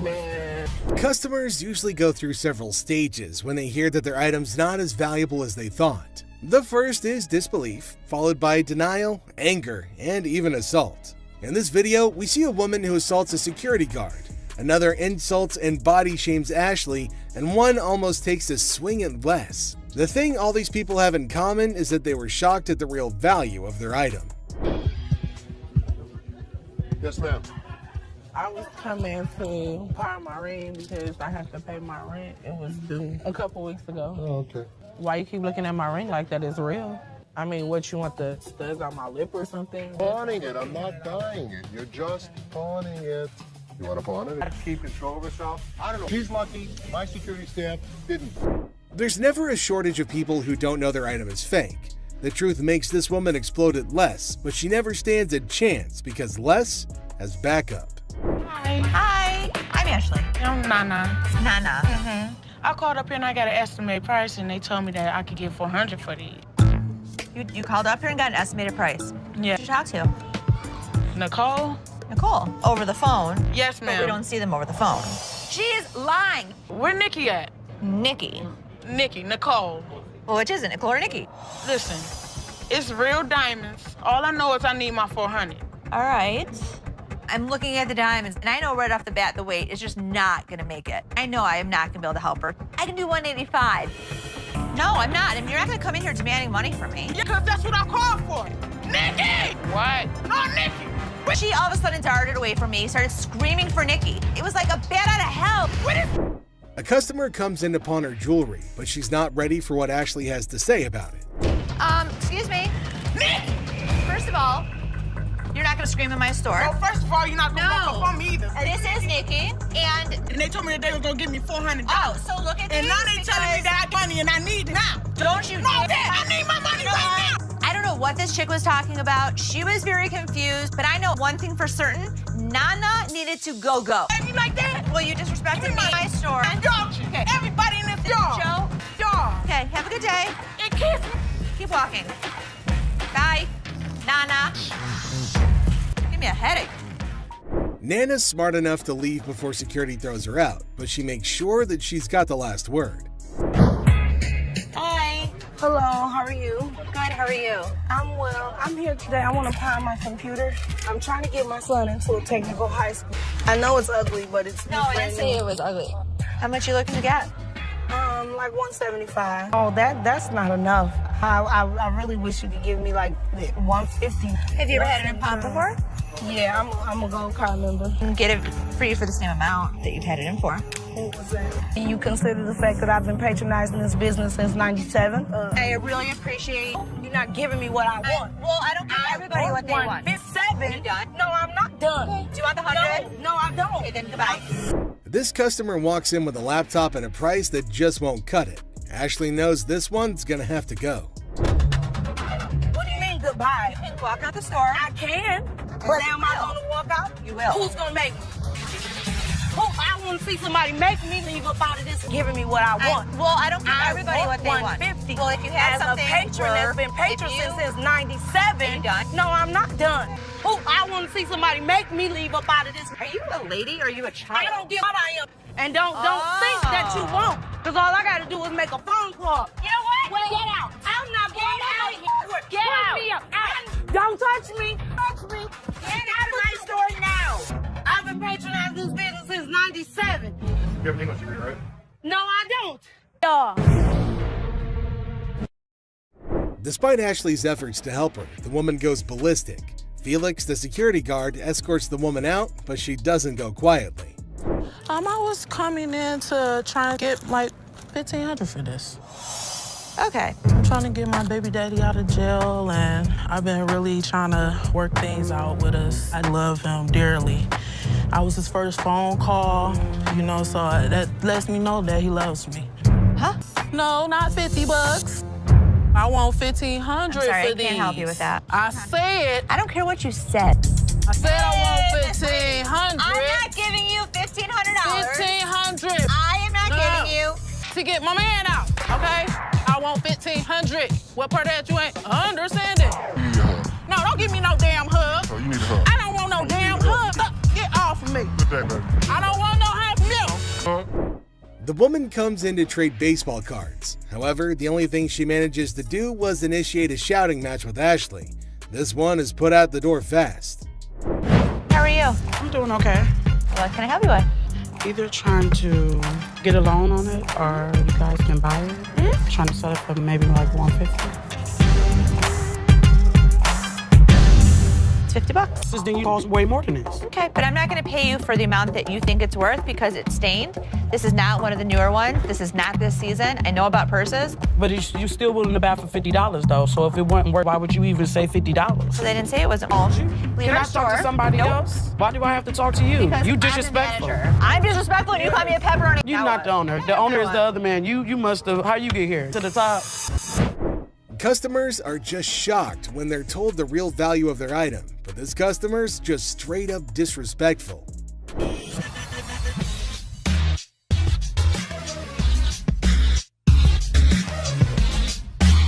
How much you want to spend? I got $70. I've seen them for $70 to $80 at other pawn shops. Yeah? With 2 games. Put it in as long as you'd like. Does it come with a warranty? It comes with an as-is warranty. A PlayStation? I sell them for $100. What you gonna do? Oh no. The PlayStation's really hot stuff at the moment, but the customer who wants one is far from hot. He's mostly just hot-headed. Hey, you been shot already. What? Ain't nothing here. You're just another door guy to me. Yeah. Throw it down. Throw it on $70. Oh, you don't have it. Have a good day. Have a good day. Hey, what you think? I'm telling you, what is all that about? What is all that about? No, this one level beat your ass down here. You right here. You bitch.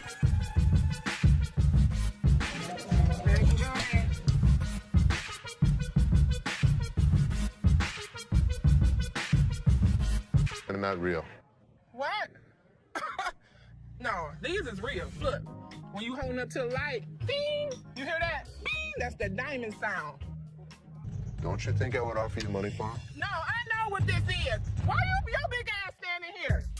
What the you want? So you can give me my $300. Whatever, Tomei, my ass haters. Bye. Have a nice day. The next customer's a lady with diamonds from her fiance, or so she thinks. Les breaks the bad news to the lady, but she's got a hard time accepting the facts. Hello. Hi. Can I help you? If I'm trying to pawn this. 35 millimeter, right? Yeah. How much are you looking for? Just about $30. Got my baby's birthday coming up and just need a couple of extra dollars to help out. Stuff situated for him. What do you have planned? For his birthday? A birthday party, you know, cake, ice cream. To try and get money from us. And the kid ratted her out saying, yeah, my birthday's in 2 months. There's a little bit of time you have before then to come back and hopefully have something of value. And I really would have appreciated any little thing that you could have gave me. 10 years ago. This is some bull because y'all could have took this camera. You could have gave me $30. The innocence of a child didn't allow this woman to cash in on her worthless camera. She was pretty shocked her lies didn't work on Seth. How are you? How are you today? Good. What you got? My bracelet on my phone.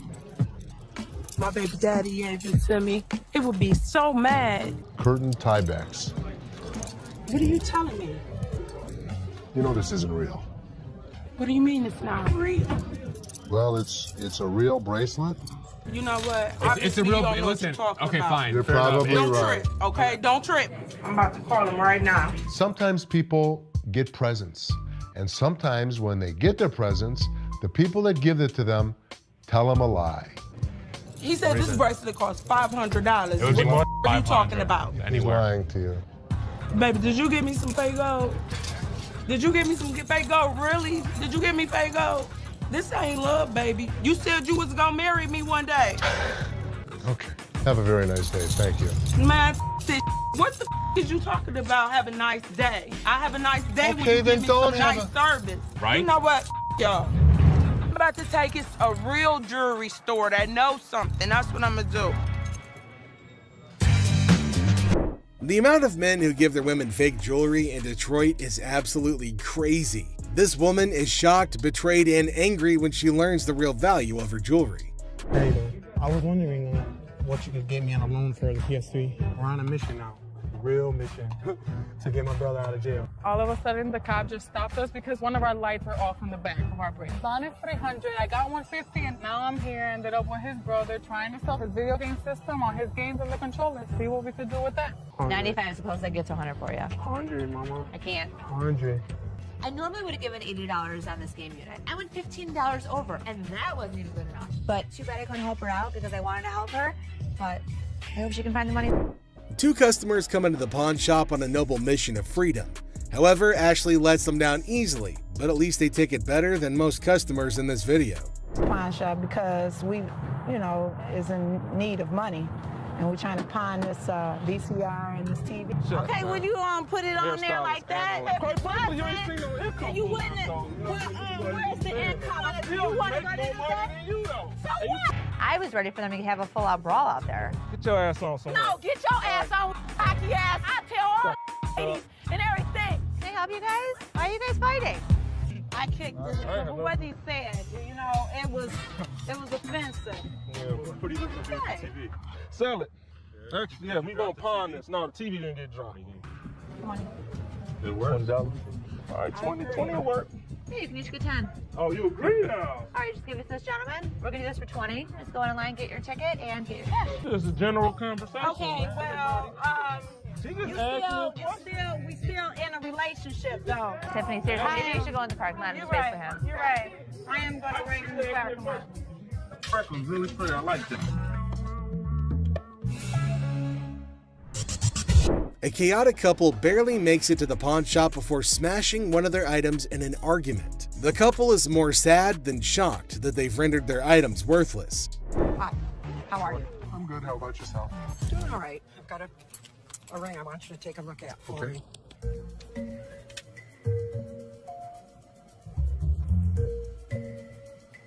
You know what it is? They're diamonds. They're not diamonds. That's cubic zirconium and silver. Okay. Not interested. I know what this is. I'm telling you, I can't give you any money for it. I know it has value, and I'm really, really upset right now. So, I've worked for an attorney. I know my rights. Don't touch me. You're an idiot. You're an idiot.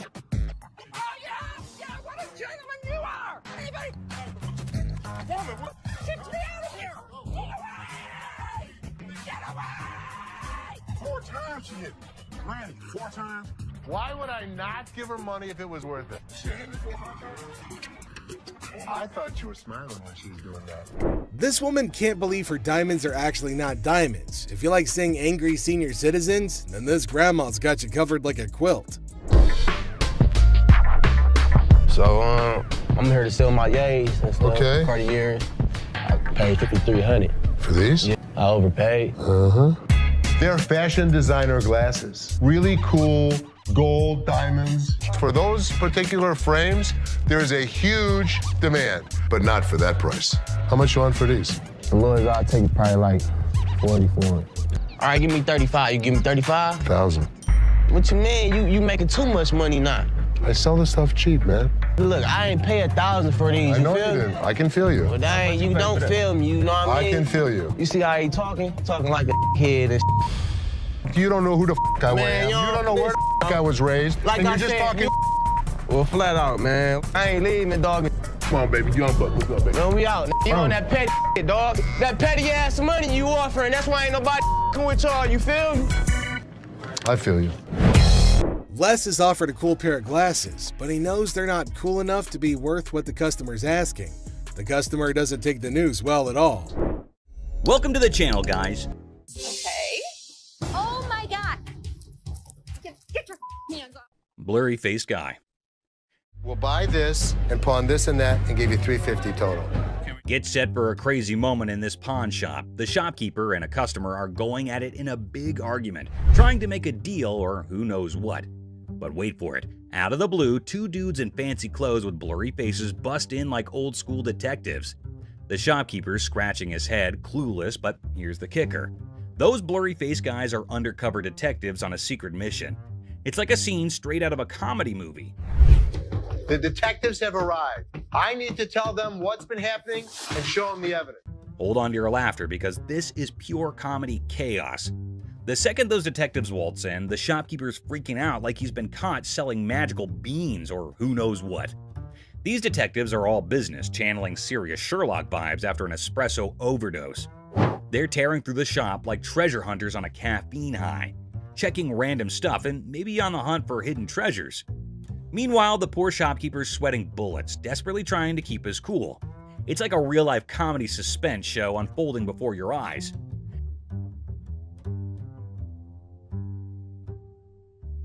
Get ready for the wild ride of the century. These detectives, giving their best modern-day Sherlock and Watson vibes, decide to ramp up the drama with technology. It resembles they're on an investigator show marathon watch as they jump into the security camera film. As they replay quick forward and focus on each problematic little hiding spot in the shop, envision some strong, thrilling music playing behind the scenes. An investigator story with an innovative turn will keep you as eager and anxious as ever. Do you think he was working with someone else? If he was, it could be anyone. Well, buckle up for the big reveal. The digital detectives uncover the mastermind. And guess who? It's our buddy Joe. Yep, good old Joe is the culprit behind all the missing stuff. These detectives don't waste a second. They slap handcuffs on Joe quicker than you can say guilty as charged. And just like that, the pawn shop transforms from a place of heated arguments to a full-blown crime scene. The shopkeeper, still in shock, watches as Joe gets escorted away by the police, handcuffs and all. The whole situation is so bonkers it can make anyone burst into laughter. It's like a comedy show with mix-ups, detectives with blurry faces, and a surprise twist. You'd be left thinking, did that seriously just happen? It's pure comedy gold, my friend. Comedy gold. A massive fraud. This one will truly astound you, so hold on to your chairs. The largest swindle to ever occur on the show, so far as people are aware, left everyone perplexed and alarmed. Basically, the boys said that someone from the shop had conned them. She pawned 2 of our laptops, and she told us she was gonna give us the money and the laptop. To make a long story short, a woman pawned 2 of their laptops and then informed them that she knew someone who worked at the pawn shop and would give them the money and the laptops. You pawned something? Yes, she has the ticket. When did you pawn it? Today. The males are left with nothing because she has their laptops, the money, and even the ticket to their belongings. You at the back door, so you'd end up with the laptops and the money? Yes. It astonished Ashley and Seth as much as it shocked Les. This girl told you one of my guys would meet you at the back door, so you'd end up with the laptop? Les, or anybody else, was unable to stop it now. Les then thought of a strategy, though. If you can find out which one of my employees, you give me the guy's name, I'll give you the computers. At that point, the youngster had a glimmer of optimism and left, believing that perhaps they could apprehend the employee. Well, let me tell you something. We've been scammed before, and I will not be scammed again. Les then requested that Ashley look up the buyer of each laptop they had that day on their background. Les realized something had clicked when she spent the entire day going through them and finding nothing. You're able to witness it. You'll get the money and the laptops. You go, hell yes, let's do it.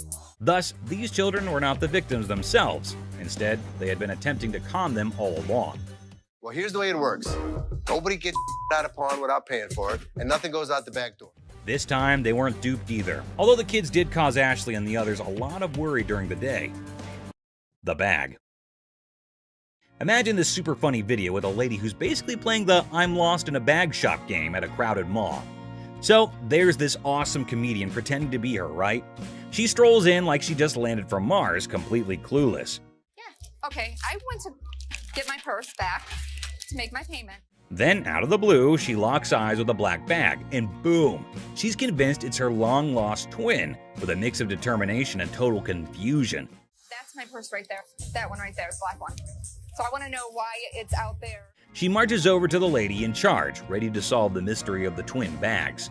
It's like a comedy treasure hunt in a bag store, and you're in for a hilarious ride. Get ready to laugh your socks off. Here's the money. I want the purse. That bag was never in pawn. Now get this, the shopkeeper, a comedic genius with timing that's spot on, coolly spills the beans. She says, hey, this bag's not yours. But oh no, our lady on a mission won't back down. That's not your purse. How do you know it's not my purse? Because that purse has been out there. Let me see it. With this epic confidence, she declares, no way, this bag and I go way back.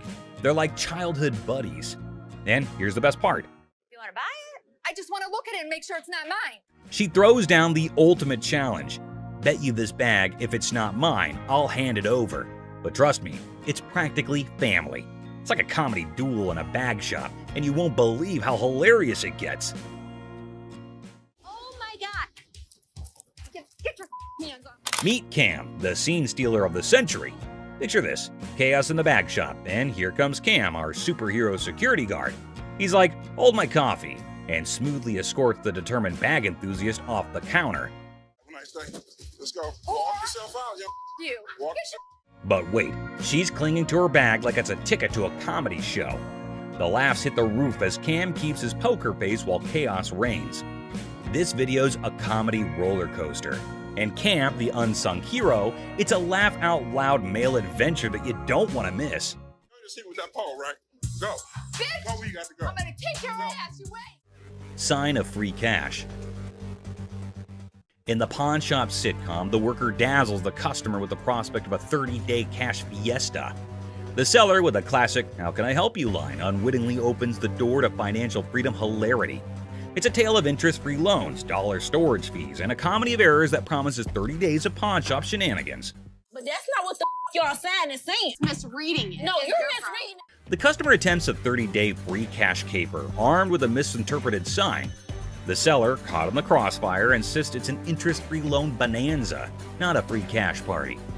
Cue the comedic chaos as the customer points fingers, and the pawn shop sign becomes the unintentional star of a sitcom episode gone haywire. Cash. It says it right here. Free cash. The customer demands free cash like a rock star on tour. The seller, armed with the reality of interest-free loans, faces a barrage of demands. The customer, teetering on the edge of pawn pandemonium, enlists a surprise ally, a sassy woman who jumps in the scene like a comedy superhero. Cue the applause for this unexpected twist in the cash crusade, where the customer and seller engage in a hilariously awkward brawl. Amidst a flurry of ass cracks and elbows, the spectacle unfolds, leaving the bystanders in stitches. The door slams and the customer vows a dramatic return with an unforgettable "I'll be back" exit line. Antique computers. Got some equipment here. Yeah.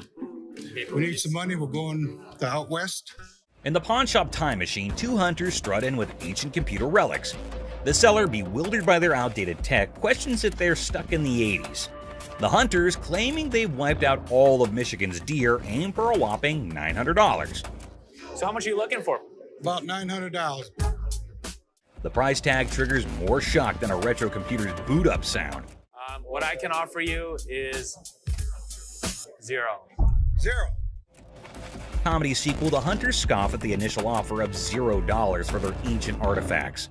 The hunters, expecting treasure, get a less than an antique appraisal, leaving the shop echoing with laughter and $0 dreams. Wonderful. Thank you so much. You too. In the aftermath of the failed computer barter, the hunters drop to an $800 offer, met with a swift and resounding $0 from the pawn shop. ZZ Top, mistaken for Detroit's antique appraisers, exits empty-handed. The seller consoles himself with a printer sacrifice to the dumpster gods. I thought it was you, man. Oh, that's good. Ending the scene with a comedic crash and a touch of musical confusion. You people. Plump man. In Hardcore Pawn, Les Gold faces off with a cheerful, plump customer aiming to sell a watch for his wife's anniversary. Les, ever witty, discovers it's their anniversary too. The old man deadpans 25 years, prompting Les to hilariously inquire, "How many happy years, man?" Laughter ensues in this pawn shop comedy. Too bad the shopkeeper shuts it down quicker than a bad punchline, not willing to spend a dime on what he thinks is a phony watch. Talk about a comedy of errors in the pawn shop. It's fake. I'm not interested in it. Let me see what you got in watches and take. Now brace yourself for the ultimate comedy meltdown. Our plum seller cranks up the chaos meter, throwing wild threats about the shopkeeper's wife and claiming he's seen her somewhere. You're married, right? I am. This triggers the shopkeeper, turning the whole scene into a chaotic carnival. There's two things you don't talk about. What's that? My wife and my family. In the blink of an eye, security guards swoop in, snatch our hefty hero, and give him the grand exit, escorting him out like the star of an unexpected sitcom.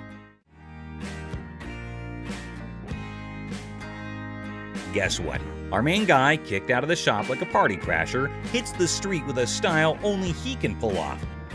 It's like a comedy buffet that'll have you grinning like you just discovered the ultimate joke. Get ready for hilarious adventure. Need help? Video, there's this super hyper dude who charges into a shop, making a fuss like it's the biggest emergency. And get this, he decides a random table is his new chill zone. No rules, no worries, just pure wackiness. Get ready to laugh your socks off. Get a load of this to hit the road. But guess what?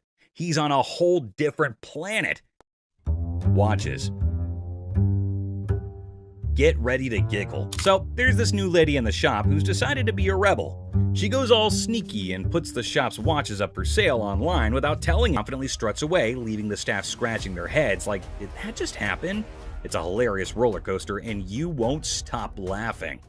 You weren't as big of a bitch. I was wrong. Excuse me? Get the out of here.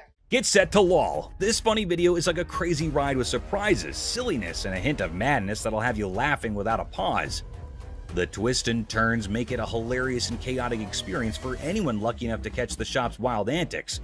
Brace yourself for a good laugh as you watch the madness unfold in the side-splitting comedy script style video. What did she say? That I am the bitch. Get the out of here. Penny pincher. Get ready to chuckle. This hilarious video is all about a super energetic girl trying to convince her super penny pincher dad to hire more security for their shop.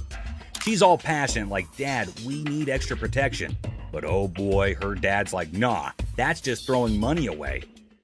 Adding an extra night security guard is an expense we don't need. Dad, I just don't understand. The funniest part? When the argument gets so wild, the girl pretends to be super angry and storms out of the room. It's silly, it's amusing, and you'll be laughing your socks off at their crazy fight.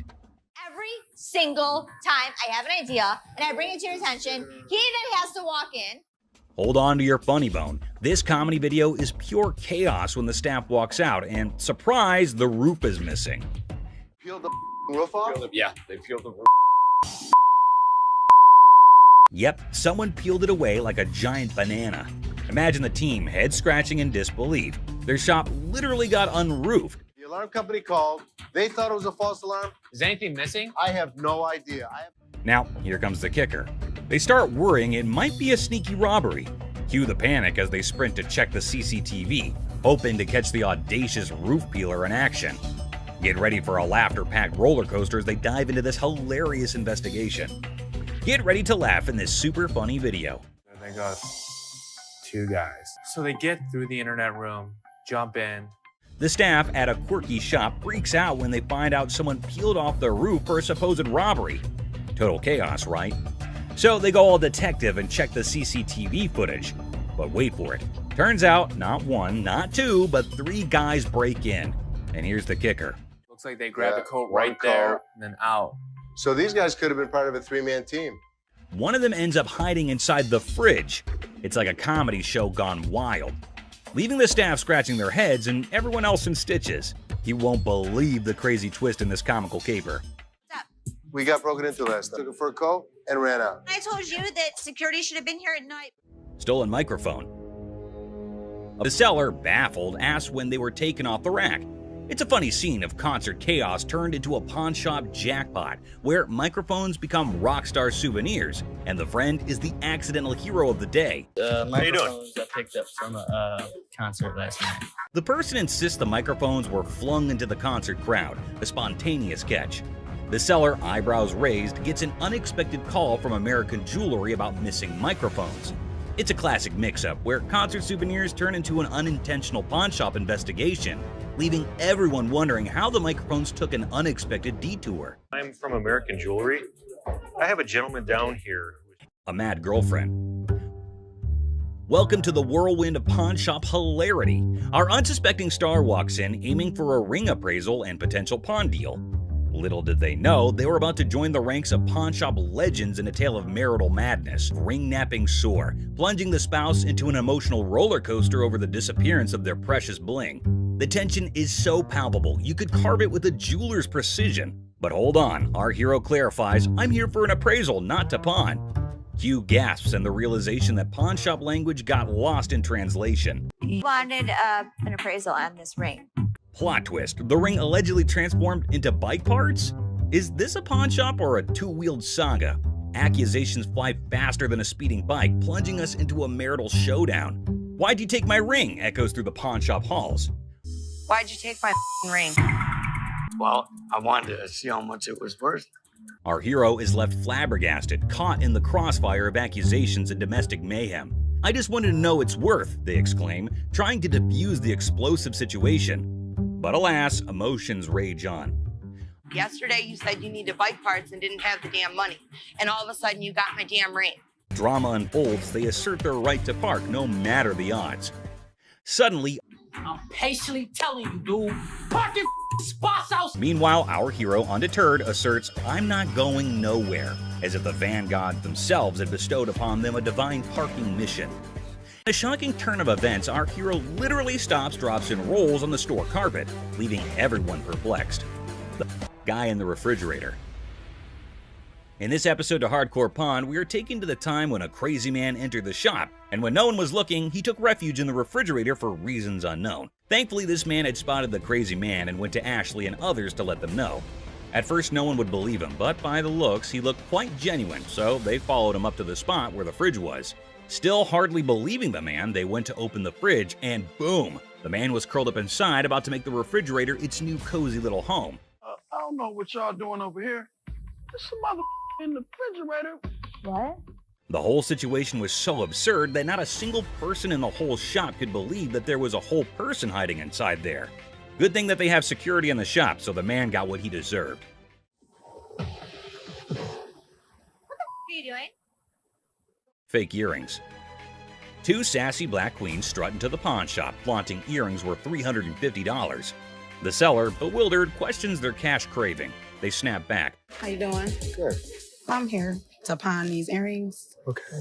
Honey, our financial drama is an Oscar-winning secret. The seller innocently inquires about the swearing, prompting the girl to unleash a verbal firework. Trying to get $350 for them. Why do you need the money? It's none of your business why I need the money. As he fumbles to record the chaos, he realizes these queens can turn from pawn shop patrons to drama divas faster than his slowest sale. Talk about a speedy emotional roller coaster. Why are you swearing? Because you asking me why I'm coming in here to handle my business. In the midst of the jewelry saga, it's a linguistic roller coaster. The seller's ears are bombarded with jewelry, loan me my money, and a kid-eating crisis. What does my sign say? Jewelry and loan. This jewelry, loan me my money. I got to feed my kid. The drama unfolds faster than a soap opera, leaving him nervously counting non-existent diamonds. Talk about a pawn shop sitcom. Man, you getting on my nerves, dog. How'd you get You this? ain't even looked at my Do you know that these aren't real? In the sizzling pawn shop showdown, the women insist their earrings are as real as their sass. The seller, sweating in the La Cote, tries to diplomatically handle the diva duo. It's a battle of bling, attitude, and a heat wave, all under the watchful eye of leather-clad thermometers. Comedy gold. How the you gonna tell me just by looking at my that they not real? They're not real. As the Queen of Sass declares her exit, she throws shade like confetti. Insults rain down, targeting the seller's wrinkled-up hair and questionable fashion choices. With a parting shot about a jury and long bow ass, she exits, leaving the pawn shop in stitches and the seller questioning his life choices. I ain't leaving this till you give me my money. I need my mother dead. Coloring book. Ashley enters confidently, challenging authority. Seth tries to manage the chaos. Tension rises as they clash, leaving everyone puzzled. Don't come in here thinking that you know everything in your like. I didn't know you should anything. go off and like run back to Hawaii where you bought that shirt. Unearthed Gems, a JFK coloring book from '62, and a Frank Zappa one from '82. Mom's surprise drawer is found. Now, the shop's in for a laugh, unraveling the tale behind these quirky relics. Hello. Hello. I have a John F. Kennedy coloring book from 1962 and a Laugh out loud scene as the seller confesses to buying a Frank Zappa coloring book at 25, never cracking it open. Now, with 3 daughters in college, it's a hilarious quest for cash. The quirky relics become the center stage for a funny exchange in the pawn shop. So why do you want to get rid of it since you loved him so much? well, I have 3 daughters in college and I need money. The negotiation dance continues as the seller justifies prices, leaving room for haggling. Tension rises comically as the buyer feels snapped at. The shopkeeper offers a research break, declaring, "I'm not in a hurry," in this pawn shop sitcom starring quirky characters. Okay, do you want to give me some time to do a little research on this, You can or? have all the time you need. I'm not in a hurry. The plot thickens as Ashley discovers the price coloring book online for $8.75, triggering a hilarious spat. I didn't say any of that Can to you you. read that? $8.75. So make me an offer. 0. She hilariously expresses her dismay, accusing the customer of rushing and shoving a phone in her face. I'm looking at the one that he wanted $50 on, and I pull it off, and it says $8.75. The bickering ensues, with both claiming they're not married, adding an amusing layer to the pawn shop sitcom. I have to take him out this way. That's how much he pissed me off. In the ongoing pawn shop drama, Ashley delivers a sassy retort to the customer, suggesting he adds value nowhere and jokes about returning to Hawaii. The banter continues as another worker calls out Ashley for being rude. I think you're disgusting and rude. I didn't say any of that to Can you read that? $8.75. Leading to a comical exchange where Ashley dismisses them to focus on yourself. The workplace comedy unfolds with quirky characters and witty comebacks. You don't add value to the organization. I have one. Well, thank you so much. But the next time you send my paycheck, you can tell me how to work. Parking lot. Cue the workplace alarm. The notorious parking lot gambler is back, and the office crew is on high alert. With a battle cry of "Let's go get him!" they embark on a mission to catch the elusive man of many lands, or as they dub him, That Lady Pakistan. Office drama just hit the jackpot. What gambling again in the parking lot? Meet Robert Robertson, the maestro of sports memorabilia, introducing himself to Dennis in a pawn shop saga. The plot thickens as he unveils a treasure trove of Detroit Lions autographs salvaged from his sister's basement flood. Forget superheroes, this guy's heroics involve rescuing signatures during a Union picket line water ballot. All right, here's Robert. Robert, nice I'm to meet Dennis. you. Nice to Nice meet to you. meet you, Dennis. Yeah, I got an item here. You might be interested in. In the wild world of pawn shops, Dennis is hit with a first, an NFL labor strike poster. As Robert pitches his Union picket line relic, Dennis, caught between fandom and frugality, contemplates the value. It's a negotiation dance where even the poster's wrinkles have a say, and Dennis dreams of a dad who'd splurge on a heartbeat. What, Steve Backus? This is the first time a guy actually brought in an NFL labor strike poster. Dennis and Seth, the dynamic pawn shop duo, are advised to step up their deal-closing game. In the battle of signatures, Robert's pitch clashes with Dennis's detective skills. It's a showdown of history versus water stains, where even a tear is more drama than a soap opera. Selling history hard, selling water-stained history a comedic challenge. One just like this mint though, and he got $950 for it. Right, So if that was mint, why would you want $1,000 for this?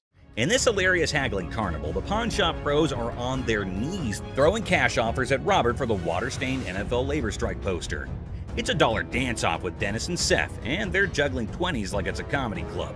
In the end, it's 5 20s that win the bid, leaving Robert with a pocket full of paper and the pawn shop crew high-fiving over their historic steal. $75? No way. Dennis, offering you just $100 cash money right now would make it. Gold earrings. In the golden world of earrings, Ashley and the customer embark on a carat quest. The earrings sparkle, but the price tag dims the shine. The customer eyeing the digits suggests a hilarious plot twist, an exchange proposal that could turn this jewelry journey into a comedic barter ballet. I was looking for some gold earrings. You are in the right department. In the dazzling dance of earrings and dollar signs, the customer flips the script with an exchange proposal. Ashley, the jewelry juggler, contemplates the weight of the situation, hoping those earrings don't tip the scales against her. It's a hilarious jewelry version of Let's Make a Deal, where carrots and comedy collide. Well, what we can do is I can take those and apply money towards these. In the comedy club of carrots, Ashley drops the punchline, a whopping $500 for the desired earrings. The customer, expecting an exchange extravaganza, faces the reality check. Okay, so what I can do for you today, I can apply $40 towards these. I paid $500 for those. What do you mean? You can't do an exchange? Ashley, the weight wizard, spills the carrot beans, revealing that these earrings are more featherweight than a dieting hummingbird. It's a priceless jewelry negotiation that has the audience and the scales in stitches. Okay, I can't give you $500. Why you can't? Because it's not worth. In this comedy climax, the customer unleashes carrot chaos, insisting her earrings are weightlifting champions. The tension escalates as she dubs Ashley Boo, but a touch sets off a mini drama. I know how much these cost, boo-boo. Because you scream, that's gonna get you more money, boo-boo. The pawn shop becomes a carrot battleground, and Ashley's final offer of $175 is the punchline that sends the customer storming out, leaving the jewelry saga in a carrot cloud of comedy. Everybody else good. Pose made you. Fake diamond. In this wild pawn shop showdown, two characters storm in like a tornado, armed with an attorney and a demand for $900. The seller, caught off guard, awkwardly requests a card while the attorney seems more like a background dancer in a chaotic legal dance. It's a scene where negotiations are more like a comedy sketch, leaving everyone wondering if they stumbled into a legal circus. I got my lawyer with me. This is wrong. Show me your card. I don't have a card with me. My attorney. Customer unveils a questionable earring, claiming it turned his ear into a rainbow. The seller, armed with skepticism and a keen eye, dissects the earring, declaring it a fake diamond disaster. So what do you want to do today? You want me Can to I get figure my money out? back? You want me to figure out why your ear's turning a different color? Is that a real diamond? Enter the legal cavalry. The customer brandishes a lawyer in the name of mismatched receipts and the ear that turned technicolor. It's a jewelry malfunction turned legal circus, and the pawn shop is now the stage for hilarious gemstone saga. This is not the correct earring for the receipt. Chaos ensues as the customer brandishes a jewelry store receipt like a wizard spell. The attorney, a sidekick in this legal circus, demands a refund for the rebellious earring. The seller, caught in the crossfire, faces threats of escorting and leg knocking, all while insisting they won't budge. It's a legal showdown where the only guarantee is a laugh-out-loud twist around every shiny corner of the pawn shop arena. The earring does not match the description. What you mean? So you saying now I just brought an earring in? The customer, armed with a kaleidoscope ear and a refund demand, insists the seller turn around and walk that butt out the door. The seller, invoking a hint of pawn shop diplomacy, proposes a negotiation dance, but warns, keep your butt back there. Cue the dramatic soundtrack, man, it's a comedy in motion. An evil woman anthem echoing through the pawn shop arena. Get out. Yeah, you know, took my money, just sold me a bold earring. Golden State Warrior ring. I just got engaged, and I heard you had a 75 Golden State Warriors ring, and I was thinking that would be perfect for my fiance. This man came into the shop to buy something, which is odd because most people come into the shop to sell something. This man, on the other hand, was interested in Rick's 1975 Golden State Warriors ring, but Rick was unable to but laugh at this. Rocco, will you grab me that ring? Sure. That is a brave man that would give his fiance a championship ring. Even though Rick keeps on laughing, asking why the man is giving a ring like this to his fiance, we understand that the buyer isn't pleased with Rick's antics. So what I did was I brought pictures of another 75 Golden State Warriors ring. The buyer produced photos of another Golden State Warriors ring and attempted to match them, which they did. Then he asked if it was a genuine diamond and if Rick had checked it. Rick told him that the stone was genuine. Perfect. Have you tested the diamond? Oh yeah, it's a real diamond. It's a real diamond, okay. The buyer then proceeded to use his own tester to determine whether or not the diamond was genuine, as he was a collector and dealer of sports memorabilia himself. But as he went to test the diamond, it didn't pass. It's not testing. That's because you have a really cheap tester. So Rick stepped in with his own tester, which of course revealed that the diamond was genuine. Even though Rick was irritated by the whole thing, he chose to be courteous to the man. First fine on mine. Okay. I will trust that. The buyer requested for the amount after the ring had been tested, which Rick believed to be $11,500. The purchaser, on the opposite hand, had a budget of $5,000. Any 11 grand, that's what I can do. That's your bottom line? Yeah, okay. Best price. Because Rick refused to go any lower than $11,000, the buyer was forced to leave the business unhappy and empty-handed. I didn't think he was going to go 5,500, but I thought, he'd work with me a little bit, but he seemed like he wanted to punch me in the face. Wells Fargo safe deposit box. What do we have here? Well, we got a Wells Fargo strong box. This man arrived with a Wells Fargo safe, an antique ball and chain, and a couple ancient handcuffs. The seller was asking roughly $2,000 for everything in the package. All right, well, tell me about these things. This ball and chain right here actually comes from the Human Prison. It's the oldest prison in the state of Arizona. Folsom Prison was Arizona's oldest prison, and the handcuffs belonged to it since the late 1800s. Here's my concerns. When they forged chains back in the 1800s, it was just hot welding together. At that time, it was all performed by the blacksmith, but the chains that the man brought in were all electronically forged. Not only that, but Rick had another major problem. Never in the history of any prison did they ever have their name put on the balls. What Rick was saying was that everything the man brought in was false, but the seller was not ready to believe Rick. It's fake.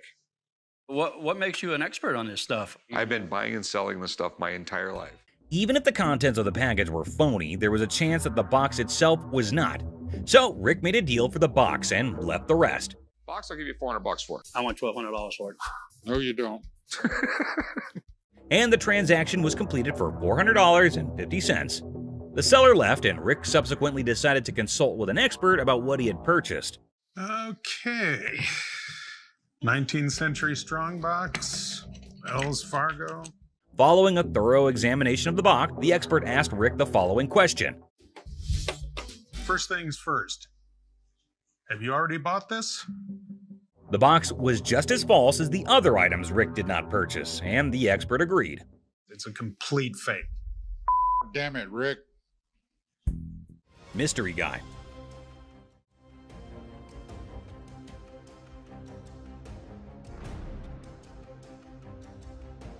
Right there. Here they come again. Hang on to your hats, folks, because we're diving into one wild tale. Picture this, a mysterious dude looking like a secret agent casually strolls into a pawn shop, acting like he owns the place. The shopkeeper, eyes wide open, can't help but stare at this walking enigma. I mean, who wouldn't? He's like a riddle on two legs. Now brace yourselves for the craziness escalates. Our mystery guy isn't flying solo. He's got not one, but two ladies in tow, a trio causing a ruckus. They swagger up to the counter, and out of nowhere, the guy dramatically declares that the ticket he's waving is faker than a rubber chicken. Everyone in the shop, imaginary files included, gasps in surprise. Her on the ring, or get the ring back. She's got a receipt. Let me explain right to here. you. This is a counterfeit ticket. Hold on to your giggles. The shopkeeper, smelling something fishy, turns into a detective. With a sneaky grin, he tells the trio to chill and confidently says, "I'll prove it's a fake." The suspense builds as he brings out the real ticket, examining both like he's some ticket art connoisseur. This is the amount of numbers that are here. Okay. Number 2 is state law mandates. Hold on to your funny bone. The shopkeeper spots the differences quicker than yelling "fake alert" with a big old grin. He declares, "Nice try, folks, but your ticket is faker than Monopoly money." Cue the imaginary mic drop in the background. But whoa, Nelly, the trio isn't throwing in the towel just yet. They get into an energetic discussion, pointing fingers, thrashing arms, and hollering as though they're contending in a yelling challenge. It resembles something out of a sitcom, and you can't resist the urge to chuckle at the idiocy. In the grand finale, our mysterious guy and his partners in crime admit defeat. Looking a tad embarrassed and probably feeling a smidge silly, they storm out of the pawn shop. The shopkeeper, now a hero in counterfeit ticket detection, is left with a bunch of baffled onlookers. And there you have it, a hilarious adventure that's weirder than fiction and funnier than a clown on a unicycle. Comedy gold, my friends, comedy gold. Gun cabinet. Well, it's a desk, but it's not really a desk. It's actually a gun. So what this woman brought into the pawn store was not anything that was common. It appeared to be nothing more than a plain desk, yet it was far more than that. It's a gun desk. Yes, when you push down on the inkwell, a bullet fires out through the trapdoor. When you press down on the inkwell, a bullet fires out through the trap door, and this desk transforms into a pistol when the time comes. If I sell it, that's fine. If I don't, I'm okay with that too. Thus, the merchant visited the business not exclusively to sell the weapon work area, yet additionally to figure out more about it. She needed to realize who possessed it, the way things were utilized, how old it was, and other such data. I was trying to figure out how to open it and had a really good look inside it and said, While hunting for a nice little desk, she came across this one. But when she got it home and attempted to open it up, that's where she discovered it wasn't what she thought it was. I've seen desks with hidden gun compartments, but I've never seen a desk as a gun. Rick thought it was something out of a James Bond movie, and he was so engrossed in it that he forgot he was actually pushing his face against a gun. Do you mind if I have a buddy look at this thing? Because I am just completely lost here. Not at all. Rick believed it was best to have an expert look at it after taking a closer look, so he called one. Gun. This is the gun. What? The master had never seen anything like it, and had no clue about what it was utilized for. Yet, in lieu of what he saw, the master reasoned that it was made somewhere in the range of 1890 and 1910, which was an issue. Even though he couldn't guarantee it, the Pawn Stars may buy it in a gray area. Bring it to a gunsmith and have him professionally deactivate the mechanism. Then it can be legal to buy and sell. The only way to buy and sell it legally is to take it to a gunsmith and have him deactivate the mechanism. Only then can it be simply and legally acquired and sold. I wish I could help you out more. It's just one of those things. Thanks for bringing it in. Oh, you're welcome. Orange Bowl ring. I decided to come to the pawn shop today to sell my Penn State Orange Bowl ring from 1973. This individual then brought in an Orange Bowl ring from Penn State in 1973. He was in the shop trying to sell it since he needed the money for upgrading his house, and he reasoned that it must be valued at least $1,500. Where'd you get this? You know, I went to Penn State and guy down the hall played on the team, and he needed some money, and I bought it back then. The seller claimed that one of the team members needed some cash and that the only thing he had was that ring. Thus, the man paid him the necessary funds and purchased this ring. You know, it was Jeff Clark. He didn't play too much, but he was an outside linebacker for the team. This particular ring belonged to a linebacker named Jeff Park, who was a member of the squad even though he didn't play much. What are you looking to get out of it? I'd like to get $1,500. Okay. Just as he previously stated, the man wanted $1,500, but Rick needed to examine the situation more carefully before making any moves to get the ring. It was then that he discovered that the ring had a problem. The price is reasonable, but it's illegal for me to buy or sell anything when any identifying mark has been removed on an item. The ring was cool, but it was also reasonably priced considering that the engraving makes it completely identifiable. It was no longer lawful for Rick to purchase or sell this ring after the engravings were taken out. I'd be more than happy to buy it off you for $1,500. Problem is, it's like buying a car without a VIN number. The seller was a little confused as to how the removal of a few inscriptions might make the ring illegal to purchase or sell. As a result, Rick and Corey had to thoroughly explain everything to him and let him know that despite their best efforts, they're unable to handle it. All right, dude. Okay. Sorry I couldn't do nothing with it. Okay. I know 1,001 people I could have sold this ring to and made a night. A fake bill.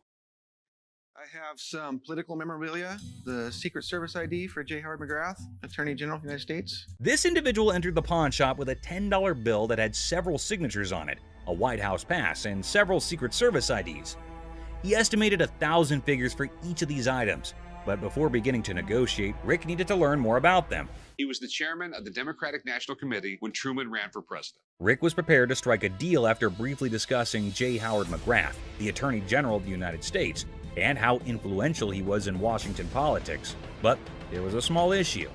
You got some neat stuff here, and these three things right here, I really want to get checked out. Rick checked everything and concluded that not just the dollar that the man had brought in was counterfeit. Rick had to see the expert to find out if he could purchase the other items since he had a hunch that doing so might be illegal. You don't want. A counterfeit bill is not legal to own. The expert said that the White House pass and the Secret Service ID were authentic and acceptable to purchase, but the fake banknote was a different thing. Thanks for coming in, Mark. Not a problem. You're the best. Appreciate it. Alrighty. Now that the expert had left, Rick was prepared to strike a deal. Aside from the fake bill, he asked the vendor what else he wanted. Yeah, I'll give you $500. Got a deal. All right. You want to write them up? Yeah, sure. The vendor left the store with the cash and the unauthorized bill after the trade was completed for $500. Hopefully he gave the Secret Service the counterfeit bill. Harley Davidson. You got any paperwork I can see on it, or? Yeah, I got the title, but can we negotiate first or something? I mean... Now, Corey's a seasoned pawnbroker, and his spidey senses tingled the moment the seller mentioned paperwork later. It wasn't the gleaming Harley Davidson that raised an eyebrow. It was the seller's insistence on negotiation first, documents on hold.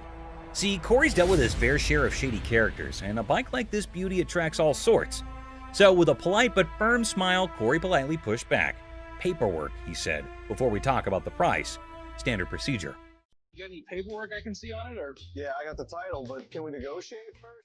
The seller's eyes flickered ever so slightly, and that was all Corey needed. Something wasn't kosher here. Now, Corey isn't just sharp, he's thorough. Those papers, discrepancies galore. Dates that didn't line up, VIN numbers singing a different tune. So Corey did what any responsible pawnbroker would do.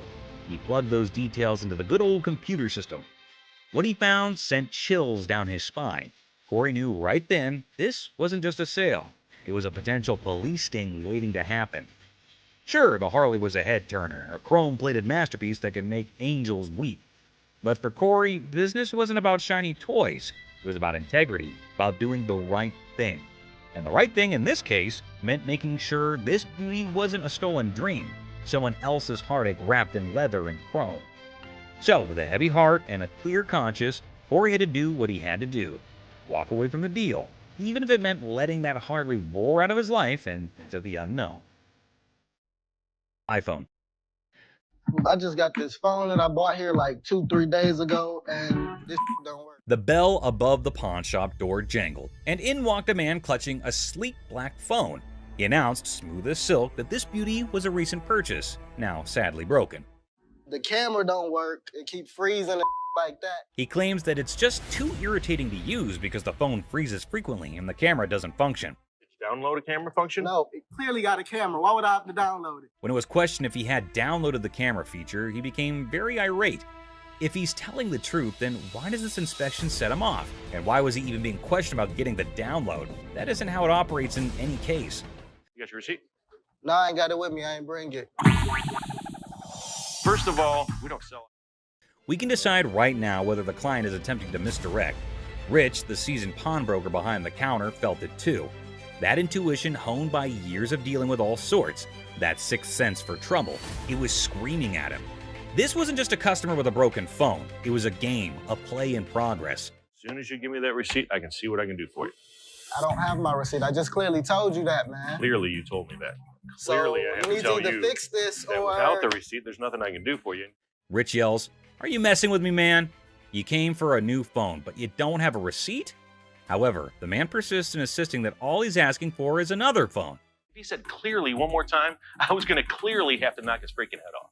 We're all aware that Rich needs the receipt. You, my man, are not. Who sold the phone to you in the first place? Somebody. He here. When questioned who exactly had sold him the phone in any case, he quickly pointed at any random employee. But we haven't had one of those up for sale since I've been here in 6 months. I mean, I just seen you in 2 weeks. Furthermore, it appears that the youngster he pointed at didn't know why he was being called for. Thank you very much. I appreciate you coming on over here. You can go back to selling that computer. All Rich knows is that it's an iPhone, but he's more irritated by something else. What's more, clearly it was working out. Can you go show him how it works? Take a picture out in the parking lot. And then, like a burst dam, the story spills out. The phone wasn't his. The purchase was a shady deal in a back alley. The frustration wasn't with the camera. It was with the consequences. The cold sweat of a gamble gone wrong. With a sigh, Rich ushers in the man and his broken phone out of the shop. The heavy silence echoing their unspoken pact. The truth had been told, the game was over. That's all for our video. We hope you liked it. Please comment, like, and subscribe. Don't forget to hit the notification bell for more videos like this. Share it with your family and friends. See you next time. Christina stealing money. Here's something curious happening. Les seemed to be very angry over that man. Don't know what that man was doing there and what he had done, which made Les angry. Let's see what will happen. Ant stole the leftover money. Everyone there is so angry. What is going to happen now? Les is curious as he is sure that Christina cannot do this kind of stuff alone. There must be some other people supporting her in his play. Les is taking it to extremes and asking again and again if there's another one with her. Have you been working with any other employee? No. All alone without any knowledge of anybody else stealing from us, correct? Oh God, he asked her to send her to jail if she did not speak the truth.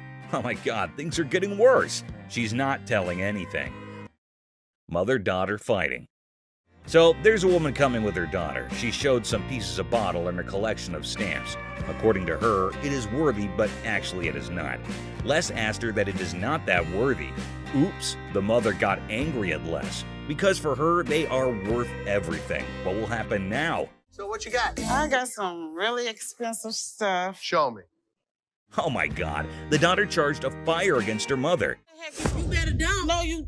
Girl, what the hell wrong with you? She triggered her and insulted her for her useless collections and oh my God, look, they're about to have a deadly fight. Oh God, the mother scratched her daughter. Les is stunned. They don't want get off my. What the is wrong with you? The mother and daughter are having extreme fighting conditions. Everyone around is watching them. Les is stunned and did not have any idea that this would happen or it might be very casual to them. Get the up now. Okay, the guard has been called. The mother is still beating her daughter well and doesn't want to argue anymore. Both are screaming at each other. The security guard is letting them out. Oh my God, how embarrassing and strange it is to see mother-daughter fighting like that. The security guard gets them out and everyone is laughing at them. Astonished Les. I had to intervene. Man threatening Les. So a man entered the pawn shop and headed straight towards Les. Seems like it would be a happy deal with that cool customer. Okay, the man had an anniversary today, and so both are sharing some joys together. Seth and Les's fight. Les and Ashley seemed to be discussing some serious stuff. Felt like something serious had happened. Giving a 40,000 square foot free-for-all back there? That's no policy. What do you think brought us to here, Seth? But Seth is not getting anything. They are having a fight. Owner of the shop better than him. Les is stunned. Everyone around is listening and is terrified of what will happen now. It's outdated. I can run this place better. I know exactly what needs to be done. I want the opportunity to run this place. Les is going to take everything very seriously. God knows where that anger will lead both of them to. Les is tailoring Seth that he cannot do anything, and without Les, the pawn shop would close. No one can run the shop better than Les. But things are not getting cool. Seth yelled after Les and got out of the cabin. Ashley, listening to all this, is making fun. God, it is not that serious. Well, Les in his anger was constantly getting furious over that debate. Man got beaten by Les. Well, people, there came a black young boy towards Ashley's counter. Ashley asked him, "Greetings. So, is he here to sell something?" So you want to just pawn it, right? Because you want to be able to get it back? Yeah. How much are you looking for? Is this enough to pay rent? Hope so. It will be a good deal for that man, until or unless something happens. He is here to sell the ring of his grandmother who just passed away. Well, a really sad news, but it won't affect the deal because business is always a business. He wants to sell this ring to have some money in order to make some funeral arrangements. Well, whatever the cause is, Ashley checked it out, and to surprise, it wasn't real. Do you have anything else? Because this unfortunately is not real. It is a fake gold, so it can't make money.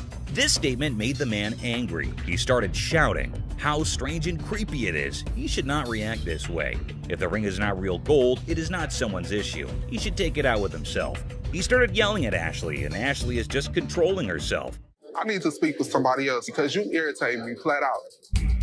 She does not want to create some mess, but he's not stopping. I think he wants to insult himself. It will make things go mad. He is extremely screaming and trying to hit her out.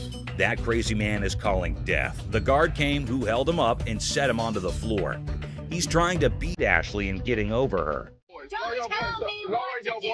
Don't put your finger in my face. Well, the guard is keeping him away. Les is here. Matter is going to be very serious. That man is not understanding the matter, still trying to fight. Guard taking him out of the shop. Les is joined and is getting angry over that man. Les and the guard beat him and get him out.